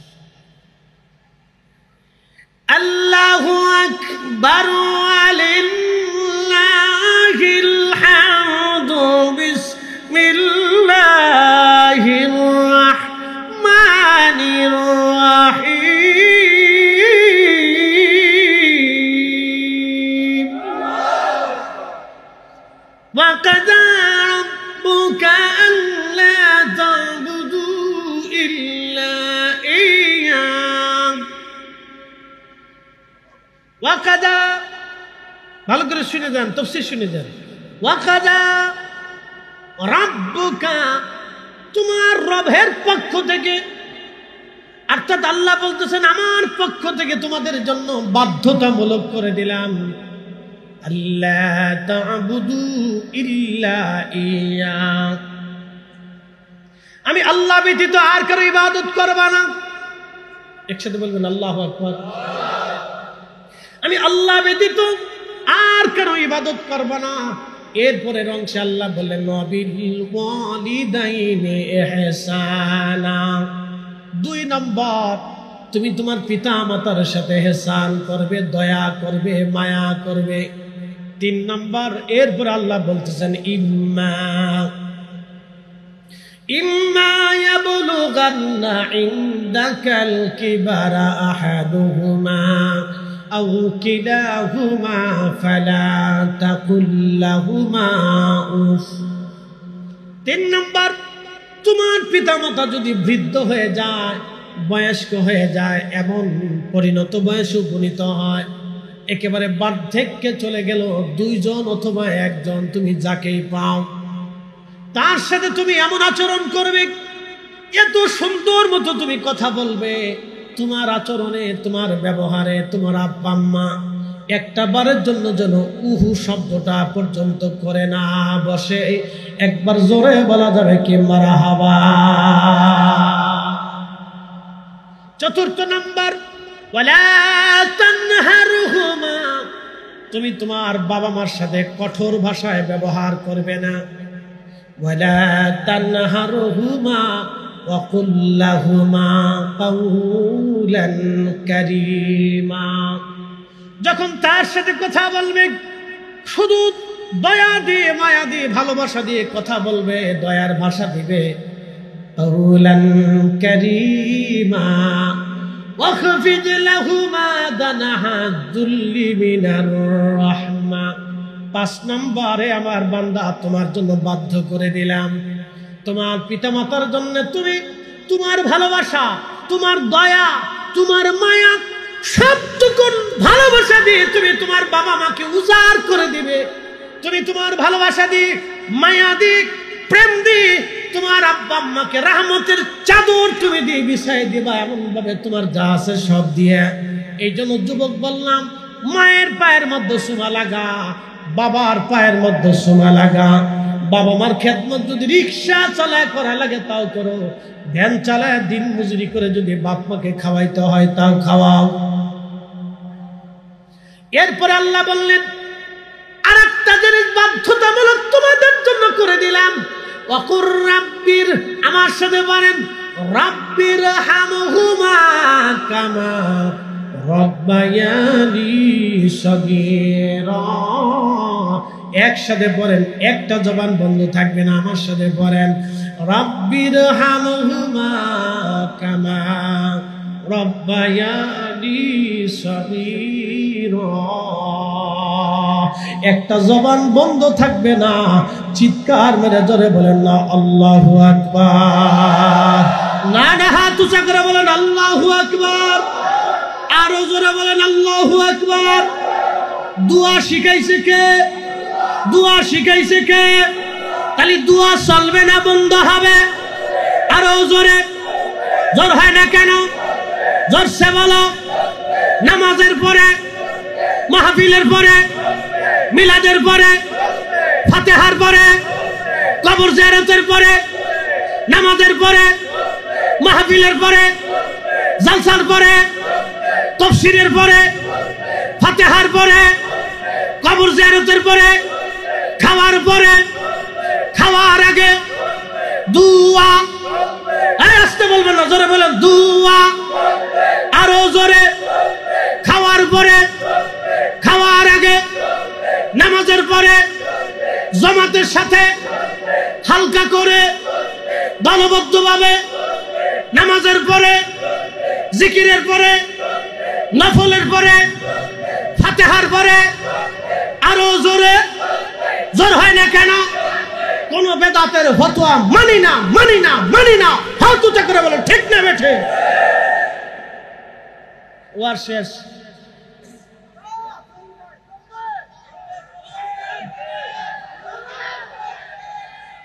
না, অনেক দূর থেকে লোক আসছে। আবার পরে রাব্বিরহামহুমা কামা রাব্বায়ানি সগীরা। আমরা শিখাইছি না আল্লাহ শিখাইছে?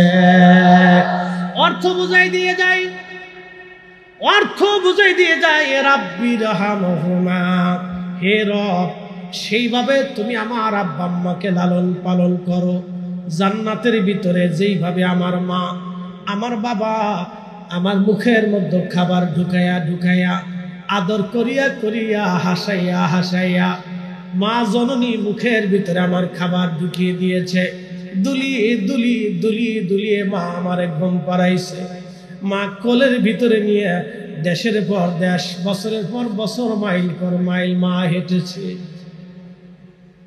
আমার সারা মা একটা রাতও ঘুমাই নাই। আমি পরিণত বয়সে উপনীত না হওয়া পর্যন্ত মা আমাকে ছাড়ে নাই, কোলের ভিতরে নিয়ে মা ঘুমাইছে। রাস্তায় নিয়ে মা হেঁটেছে, নিজে না খেয়ে আমার খাওয়াইছে। ইয়া রব রব্বায়ানি সগীরা রব্বায়ানি সগীরা রব্বায়ানি সগীরা। যেইভাবে ছোট্ট গেলে মা আমাকে খাওয়াইছে, আদর করেছে, ঘুম পাড়িয়েছে।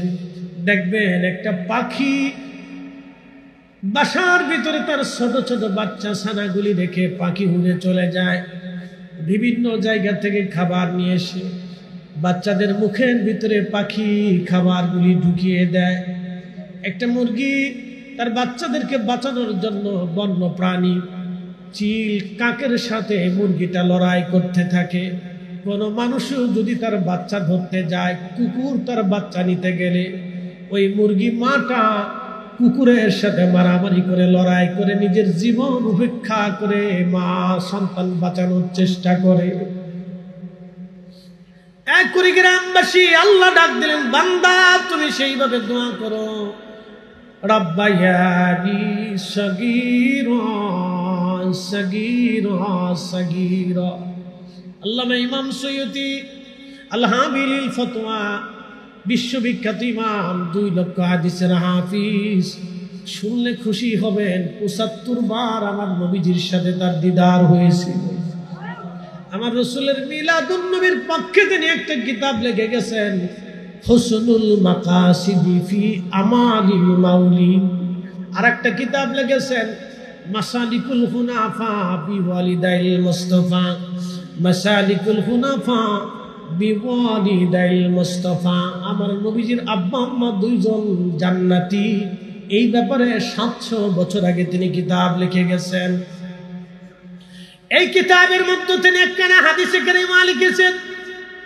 প্রিয় নবীজির বিবি আমাদের মা হযরত আম্মা জান আয়েশা সিদ্দিকা রাদিয়াল্লাহু আনহা, তিনি বলতেছিলেন, আমি আমার রাসূলকে নিয়ে 2 জন গাধার পিঠে চড়ে আমরা গেলাম হাজুন, বর্তমানে জান্নাতুল মুআল্লা।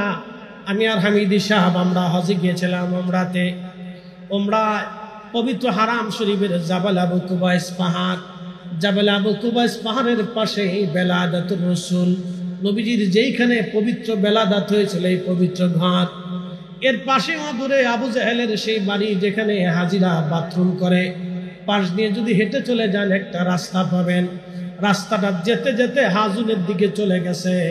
এই রাস্তার বাম পাশে একটা মসজিদ পাবেন, মসজিদে জিন, জিনেরা এই মসজিদে নামাজ পড়ে। আপনারা তো শুধু বলেন আটটুসি খালি জিন যায়, আটটুসির হুজুর জিন চালান দেয়। তাহলে আপনি বলেন তো কাবা শরীফে কে জিন চালান দিল? মসজিদে জিন, জিনেরা এই মসজিদে নামাজ পড়ে। মসজিদে জিন পার হওয়ার পরে কিছু দূর গেলে হাজুন, বর্তমান জান্নাতুল মুআল্লা। এই জান্নাতুল মুআল্লাতে আম্মা জান খাদিজাতুল কুবরা রাদিয়াল্লাহু আনহার মাজার। আম্মা জান আয়েশা বললেন, এইখানে গেলাম, যাওয়ার পরে নবীজি আমাকে হাজুনের বাহিরে গাধার রশি ধরে দাঁড়িয়ে থাকতে বললেন। আমি গাধার রশি ধরে দাঁড়ানো আছি। ঠিক এমন সময় নবীজি ভিতরে ঢোকার পরে কাঁদতে শুরু করলেন। জিয়ারত শেষে নবীজি কাঁদতে লাগলেন। কান্নার আওয়াজে আমিও আয়েশা স্থির থাকতে না পারে আমি কান্না শুরু করলাম। আমিও কাঁদতেছিলাম। কাঁদতে কাঁদতে কাঁদতে কাঁদতে প্রিয় নবীজির কান্না দেখে আমি স্থির থাকতে পারতেছিলাম না।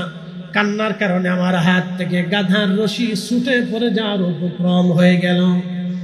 কিছু সময় পরে দেখি নবীজি হাজুন থেকে বের হওয়ার সময় মুস্কি মুস্কি হেসে হেসে বের হচ্ছে। জিজ্ঞেস করলাম, ইয়া রাসূলুল্লাহ, আপনি হাজুনে ঢুকে কান্না করে নজর দেয়, আবার আপনি আসতে হাসতে হাসতে বের হয়ে আসলেন, কারণ কি? প্রিয় নবী ডাক দিলেন, আয়েশা রে, আমি হাজুনে ঢুকে পড়ে আমার আব্বা আম্মার কথা মনে করে আমি কাঁদতে শুরু করলাম। আমি আব্বা আম্মার জন্য আল্লাহর দরবারে কান্না শুরু করলাম। কান্না করার কারণে আমার রব, আমার আল্লাহ আমার সামনে আমার আব্বা আম্মাকে জিন্দা বানাইলেন। জিন্দা বানাইলেন, আমার আব্বা আম্মাকে আমার সামনে দাঁড়া করাইলেন। আমি নবী আমার আব্বা আম্মাকে আমার কালেমা শিক্ষা দিলাম, আমার কালেমায় দীক্ষা দিলাম। আমার আব্বা আম্মাকে আমি আমার নিজের কালেমায় দীক্ষা দিলাম, যার কারণে আমি খুশিতে হাসি কিয়ামতের ময়দানে আমি আমার আব্বা আম্মাকে নিয়ে একসাথে থাকতে পারবো খোদার জান্নাতে। সেই জন্য খুশির কারণে আমি নবী হাসতেছিলাম। একটা জবান বন্ধ রাখবেন না, চিৎকার মেরে জোরে বলেন ইয়া রাসূলুল্লাহ, চিৎকার মেরে জোরে বলেন আল্লাহু আকবার। মাকালের ফল দেখতে ভালো, উপরে লাল নীল ভিতরে কালো, ঠিক কিনা? ওরে সারা জীবন এমনি গেল দয়াল, সারা জীবন এমনি গেল, খাইতে আমরা পারলাম না। যার ভিতরে নাই রসুলের প্রেম, তার সাথে ভাব কইর না। যার ভিতরে নাই রসুলের প্রেম, তার সাথে ভাব কইর না। কথা কর নাকি, ঠিক কিনা? এই জন্য যারা বলে রসুলের আব্বা আম্মা জাহান্নামী, কাফের, ওরা বেঈমান। আস্তে কোনকে জোরে বলেন, জোরে বলেন। ওরা শয়তানের দালাল। কার দালাল? এই একসাথে বলেন, কার দালাল? ওদের ফতোয়া মানা যাবে না, বেঈমান হয়ে কবরে যাওয়া লাগবে। কথা বলেন ঠিক কিনা? এই জন্য ঈমান দেওয়ার জন্য ওলিরা এসেছিলেন, ওলিরা। অতএব ওলিদের রাস্তায় আমরা চলবো। আল্লাহ তৌফিক দিক। আওয়াজ তুলে জোরে বলেন আমিন। আজকে বিমানবন্দরের গোডাউন ফুরিয়ে গেছে, হাজার হাজার বিলিয়ন ট্রিলিয়ন লক্ষ টাকার সম্পদ নষ্ট হয়ে গেছে, হাজার হাজার কোটি টাকার সম্পদ নষ্ট। হাজার কোটি, 1-2 কোটি না, হাজার হাজার কোটি। কত হাজার কোটি টাকার সম্পদ আজকে পুড়ে গেছে, আমরা যা জানি না। চিন্তা করেন, একটা দেশের বিমানবন্দরে হাজার হাজার কোটি টাকার সম্পদ থাকে, সেখানে আগুন দিয়ে পানি নিভানোর মতো যন্ত্র নাই। কি বিমানবন্দর! এত চুরি যে দেশে হয়তো বিমানবন্দরে পানি নিভানোর জন্য, আগুন নিভানোর জন্য পানি কোত্থেকে থাকবে? উচিত বললে তো হুজুর ভালো না। কি আশ্চর্য! হাজার হাজার কোটি টাকার সম্পদ আজকে পুড়ে গেল। একজন বলতেছে ওনার 1200 কোটি টাকার সম্পদ আজকে পুড়ে গেছে, একজনের। বাকিগুলোর বললাম না। 1200 কোটি বুঝেন? এই জন্য এখানে 1000 টাকার বান্ডিল করে নিয়ে সারতে পারবেন না।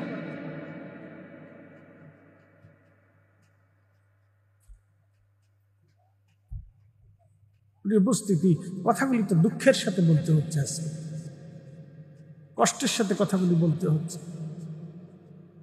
আপনি মানেন আর না মানেন, যুক্তি যদি অসুন্দর হয়ে থাকে তো বলেন, ফরিদ হুজুর আপনার কথাও অসুন্দর, তাহলে বাস্তব কোনটা আমাকে বুঝান। এদেশে 60 লক্ষ আলেম, আমরা এখনো পারি নেই এদেশে ইনসাফ প্রতিষ্ঠিত করতে, এখনো পারি নেই সুদ বন্ধ করতে, ঘুষ বন্ধ করতে, পতিতলায় বন্ধ করতে, এখনো আমরা পারি নেই ধর্ষণ বন্ধ করতে, খুন বন্ধ করতে, এখনো পারি নেই কাতল বিল কতল, হত্যার পরিবর্তে হত্যা করতে হবে, দ্রুত বিচার কার্য করতে হবে, যিনি হত্যা করবে তাকে হত্যা করতে হবে। এখনো পারি না আমরা আসিয়ার খুনিদেরকে ফাঁসিতে ঝুলাইতে। আপনি আমাকে কি বুঝাইতে চাচ্ছেন? এখনো পারি না এদেশে আসিয়ার মতো একজন নিরীহ, একজন গরিব মানুষের মেয়ের খুনিদেরকে এখনো আমরা ফাঁসির কাস্টে ঝুলাইতে পারি নাই। এরকম বহু আসিয়া যুগের পর যুগ, বছরের পর বছর এইভাবে মারা যাচ্ছে। তাদের ফাঁসির কাস্টে, তাদের সেই দর্শনকারী আর তাদের সেই হত্যাকারীদেরকে আমরা এখনো ফাঁসির কাস্টে ঝুলাইতে পারি নাই। ঠিক কিনা? আপনি কি বুঝাইতে চান? আমরা পারি নাই, কিন্তু সেই দিন শাহজালাল ইয়ামানি মুজাদ্দিদি যদি জায়নামাজ বিছাইতে না পারতেন, তো কালেমা কোথা থেকে পাইতেন? ইতিহাস এত তাড়াতাড়ি ভুলে গেলেন।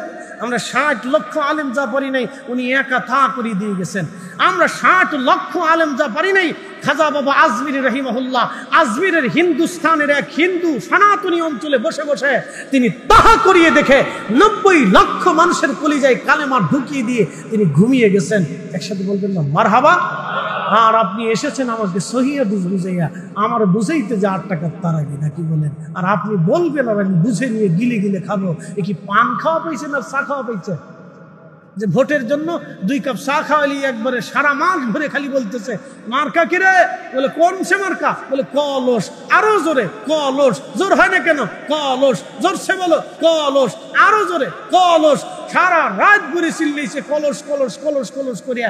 বদনালা করছে কি নির্বাচনের আগের দিন রাত্রিবেলা যাকে এই দিয়ে 5,000 টাকা মেরে দিলাম, তোর ফ্যামিলিতে 5টা ভোট আছে, কালকে বদনামার্কা মেরে দিবি।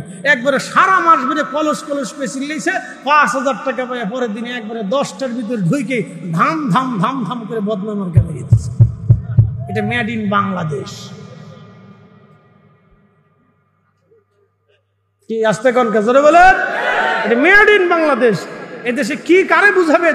এখনো মসজিদের জুতা চুরি হয়। আমি যে বলছিলাম মালাক্কা হুজুর গৌসে পাকের মহিউদ্দিন আব্দুল কাদের জিলানীর সন্তানের মাজার শরীফ জিয়ারত করতে যাব, তো ওই সমুদ্রের ঘাটের এখানে এই ওয়াশরুম চিন্তা করলাম একবারে ফ্রেশ হয়ে অজু টুজু অজু করে এরপরে ফ্রেশ হয়ে যায়। তো অজু টুজু করে আসার পরে দেখি একটা বাক্স আছে, বাক্সের ভিতরে এই একটা টেবিল আছে, টেবিলের উপরে একটা বাক্স আছে।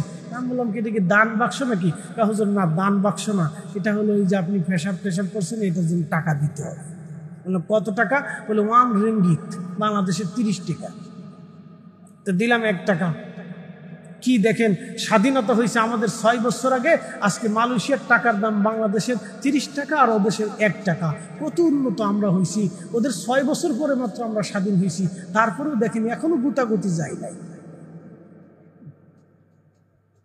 আজকে বিমানবন্দরের গোডাউন ফুরিয়ে গেছে, হাজার হাজার বিলিয়ন ট্রিলিয়ন লক্ষ টাকার সম্পদ নষ্ট হয়ে গেছে, হাজার হাজার কোটি টাকার সম্পদ নষ্ট, হাজার কোটি, 1-2 কোটি না, হাজার হাজার কোটি, কত হাজার কোটি টাকার সম্পদ আজকে পুড়িয়ে গেছে আমরা যা জানি না। চিন্তা করেন, একটা দেশের বিমানবন্দরে হাজার হাজার কোটি টাকার সম্পদ থাকে, সেখানে আগুন দিয়ে পানি নিভানোর মতো যন্ত্র নাই। কি বিমানবন্দর, এত চুরি যে দেশে হয়তো বিমানবন্দরে আগুন পানি নিভানোর জন্য, আগুন নিভানোর জন্য পানি কোত্থেকে থাকবে? উচিত বললে তো হুজুর ভালো না। কি আশ্চর্য, হাজার হাজার কোটি টাকার সম্পদ আজকে পুড়িয়ে গেল। একজন বলতেছে ওনার 1200 কোটি টাকার সম্পদ আজকে পুড়ে গেছে, একজনের, বাকিগুলোর বললাম না। 1200 কোটি বুঝেন, এই জন্য এখানে 1000 টাকার বান্ডিল দিয়ে নিয়ে সারতে পারবেন না।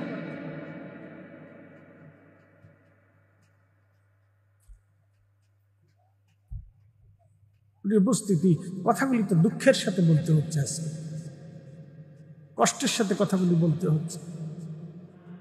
জিন্দেগি তোর যাইরে ফাঁকি দিয়া রে সোনার আদম, জিন্দেগি তোর যাই ফাঁকি দিয়া, ও আদম রে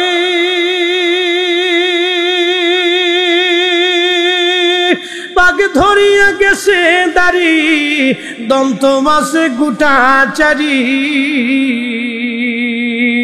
সমন জারি গিয়াছে করিয়ারে সোনার আদম, জিন্দেগি তোর যায় ফাঁকি দিয়া, জিন্দেগি তোর যাই রে ফাঁকি দিয়া রে সোনার আদম, জিন্দেগি তোর যায় ফাঁকি দিয়া।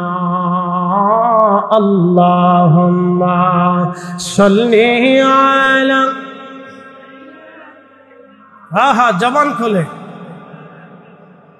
মুহাম্মাদ আলা আলি সাইয়্যিদিনা।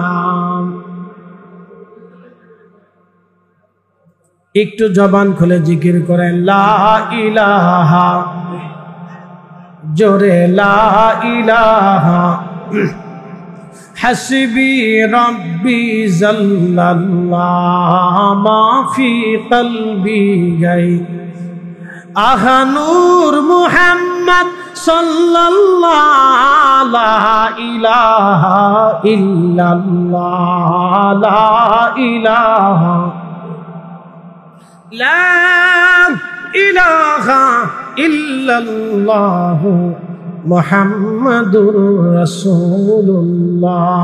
একসাথে পড়ি সাল্লাল্লাহু আলাইহি ওয়াসাল্লাম। নারে তাকবীর।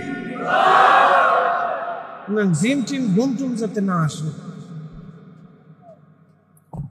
পৃথিবী ধ্বংস হয়ে যাবে, সৃষ্টি ধ্বংস হয়ে যাবে। রব্বুল আলামিন বললেন ওয়া ইদাল কুবুর বুসিরাত, কবরগুলি উদ্দোলিত হয়ে যাবে। কবর থেকে মানুষেরা উঠে উঠে আল্লাহর দিকে দৌড়াইতে থাকবে। কতদিন কত বছর হবে, সূর্য মাথার উপরে হবে। আর সেদিন নবীজি বললেন এত পরিমাণে উত্তাপ হবে যে সূর্যটা দুনিয়াতে আলো দিয়েছিল তার থেকে 70 গুণ তাজাল্লি দিয়ে সূর্য উদ্গরিত হবে। দুনিয়ার যে সূর্য আপনি দেখেন এই সূর্যটা 200 কোটি ডিগ্রি সেলসিয়াস তাপমাত্রা, 200 কোটি ডিগ্রি সেলসিয়াস। একসাথে বলবেন আল্লাহু আকবার। কত কোটি? 200 কোটি। মাত্র 13,000 ডিগ্রি সেলসিয়াসে এই লোহাটা পানির মতো নরম হয়ে যায়। সূর্যটাকে আল্লাহ এমন ভাবে তুলে ধরেছেন, না শীত না গরম। এখন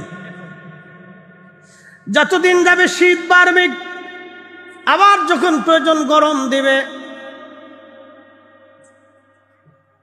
একই পৃথিবীর ছাদের নিচে, আসমানের ছাদের নিচে মালদ্বীপ, বছরের প্রত্যেকটা দিন ওইখানে একই রকম আবহাওয়া।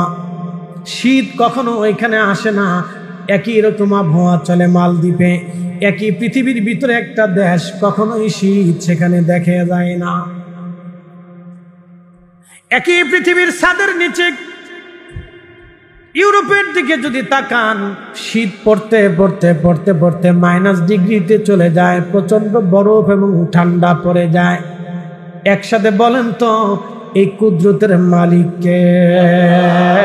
কোনো সন্দেহ নাই। তাহলে সেজদা হবে কার?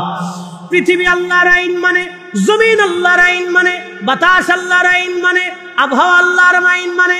আকাশ দিয়ে উড়ে যায় মেঘমালা। বিমানের উপরে যখন উঠবেন দেখবেন বিমান 36-35 হাজার ফিট উপর দিয়ে একটা বিমান উড়ে যায়। তখন মেঘগুলি নিচে দেখা যায়, বিমানের নিচে মেঘগুলি উড়তে থাকে, ফ্লাইটের নিচে মেঘগুলি উড়তে থাকে, সাদা সাদা মেঘগুলি উড়ে উড়ে যায়। আচ্ছা বলেন তো, আকাশ দিয়ে যিনি মেঘ উড়ায় নেয়, যেখানে খুশি সেখানে বৃষ্টি দেয়, এই মালিকের নাম একসাথে বলেন তিনি কে? খুবই মনোযোগ দিয়ে শুনবেন। পৃথিবীর মানুষ ইচ্ছা করলে বৃষ্টি নামাইতে পারে না। আল্লাহ বলেন ইন্নাল্লাহা ইনদাহু ইলমুস সাআহ, কিয়ামত কোন দিন হবে আল্লাহ ছাড়া কেউ জানে না। ওয়ায়ুনাজ্জিলুল গায়স, বৃষ্টি কখন হবে আল্লাহ ছাড়া কেউ জানে না। ওয়ায়ালামু মা ফিল আরহাম, মায়ের পেটে ছেলে হবে না মেয়ে হবে আল্লাহ ছাড়া কেউ জানে না। ওয়ামা তাদরি নাফসুম মাদা তাকসিবু গাদা, আগামী মুহূর্তে আপনার ভাগ্যের জন্য কি আসে আল্লাহ ছাড়া কেউ জানে না। আপনার ব্যাংকে হাজার হাজার কোটি টাকা থাকবে, আপনি খেতে পারবেন না। কি কথা বল না কেন? হাজার হাজার কোটি টাকা থাকবে, খেতে পারবেন না। অনেক সম্পদ হবে, আপনার মুখ দিয়ে খাবার যাবে না, খেতে পারবেন না। কারণ রিজিক আল্লাহ বরাদ্দ রেখে দেয় নাই। আপনার আগামী মুহূর্তে কি হবে আপনি নিজেও জানেন না। যতই গর্তের ভিতরে লুকান না কেন, মৃত্যু ওইখানেও দেখা করবে। যতই সাগরের নিচে পালান না কেন, মরণ ওইখানে আপনার সাথে সাক্ষাৎ করবে। পাহাড়ের গুহার অতুল গহ্বরে দিয়ে যদি লুকান না কেন, মৃত্যু ওইখানে আপনার সাথে কথা বলবে। কি কথা কর না কেন, ঠিক না? মৃত্যু ওইখানে দেখা করবে। পালানোর মতো কোনো জায়গা নাই, কোনো রাস্তা নাই। পালানোর মতো কোনো জায়গা নাই। হ্যাঁ বুটমারিবাসী, পালানোর মতো কোনো জায়গা নাই। আল্লাহ কোরআনে বলেন, কুল ইন্নাল মাউতাল্লাযী তাফিরুনা মিনহু ফাইন্নাহু মুলাকীকুম। হুজুর আপনি বলে দেন, মৃত্যু থেকে আমার বান্দারা পালায়। আপনি উম্মতকে জানায় দেন, যতই পালাইতে পারবে না, এই মরণ তার সাথে মোলাকাত করবে। সুম্মা তুরাদ্দুনা ইলা আলিমিল গায়বি ওয়াশ শাহাদাত। এমনকি আমি রব্বুল আলামিন তার গোপনে যা আছে সব আমি আল্লাহ জানি। আমার কাছে সে ফিরে চলে আসবে। ফায়ুনাব্বিউকুম বিমা কুনতুম তা'মালুন। আমি আল্লাহ তার সমস্ত আমলনামাগুলি তারে দেখায় দেব। দেখো তুমি দুনিয়াতে এই আমলনামা করেছিলা। আজকে একটা কথা বলে দিয়ে যাই, সারা রাত ওয়াজ শুনলেন, ওয়াজ শুনে দেওয়ার পরে চিন্তা করলেন ফরিদি হুজুরের ওয়াজ ভালো, সুন্দর ওয়াজ করলো, আজকে আর নামাজ ছাড়ব না।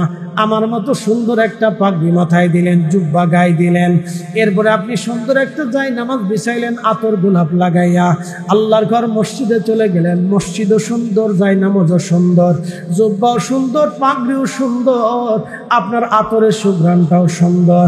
আপনি সারা রাত্র নামাজ পড়লেন, তাহাজ্জুদ পড়লেন, ফজর পড়লেন, কিন্তু আপনার ওযু নাই।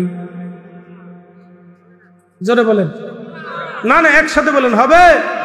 যদি তা না হয় তাহলে মনে রাখবেন, হালাল খাবার ব্যতীত ইবাদত কবুল হবে। হিসাব সহজ। সারা ওয়াজ যদি না নিতে পারেন তো এই একটা ওয়াজ বাড়ি পর্যন্ত নিয়ে চলে যান।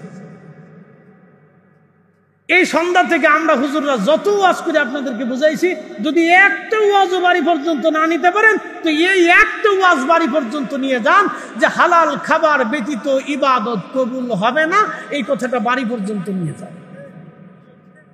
আল্লাহ কবুল করুক, সকলে বলেন আমিন। একদিন মাটির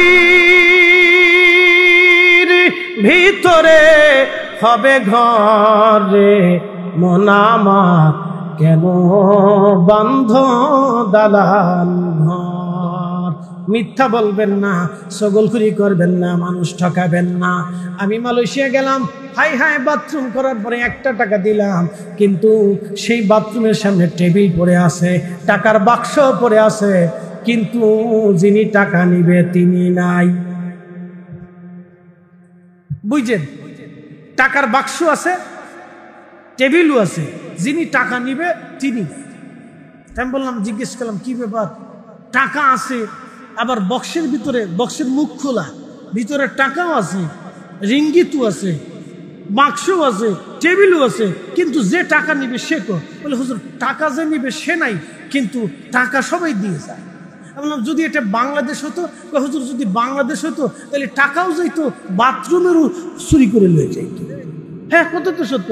বাথরুমের কল টল এই আর যা যা কিছু আছে খুলে তুলে নিয়ে গান দুটিতে বেয়েছে গাঁজা কিনে খাইতো। Made in Bangladesh.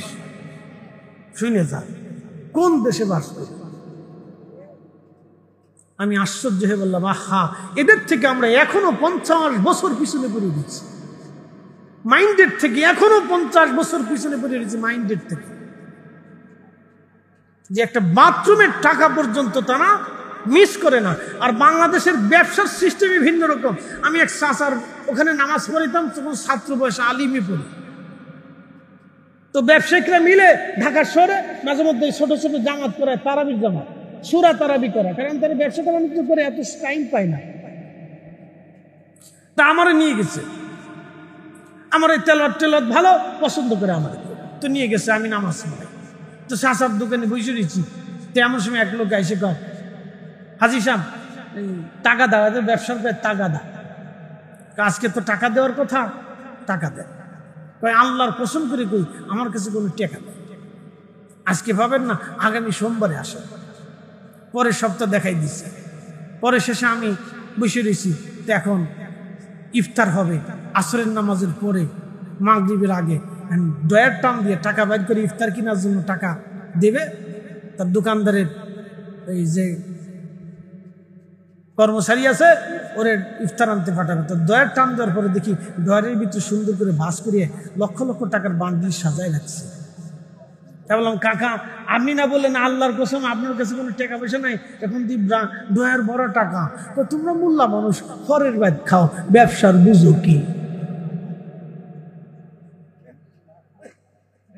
Made in Bangladesh. বাকি আনবে বাকি দেবে, বাকি আনবে বাকি দিবে, বাকি আনবে বাকি দিবে, যে বাকি নেয় সে আর ওই দোকানের সামনে দিয়ে যায় না। ও দেশের বাথরুমে মানুষ টাকা দেওয়া ভুলে না, আর এদেশে টাকা বাকি নেওয়ার পরে বাকির টাকা ফেরত দেয় না। আমরা মুসলমান আবার নামাজও পড়ি, হজও করি, যাকাতও দেই, জিকিরও করি, কথা কন না কে? তো কি মুসলমান এবার বুঝে জানাম? ওয়াজ করবো কার সামনে বুঝেন তো? সারা বাংলাদেশে একই রোগে ভরা, যার টাকা আছে সেও টাকা ফেরত দেয় না। এবার কার সামনে ওয়াজ করবো? যারা ওয়াজ শুনবে তারা দেশে ওয়াজ শুনে না, ওয়াজ শুনে খাইতে খাওয়া মানুষ, রিক্সাওয়ালা মানুষ, দিন মজুরি মানুষ, কিশোর মানুষ, মধ্যবিত্ত, মাস্টার, ছোটখাটো চাকরি করে, এরা ওয়াজ শুনে। কিন্তু যারা ওয়াজ শোনা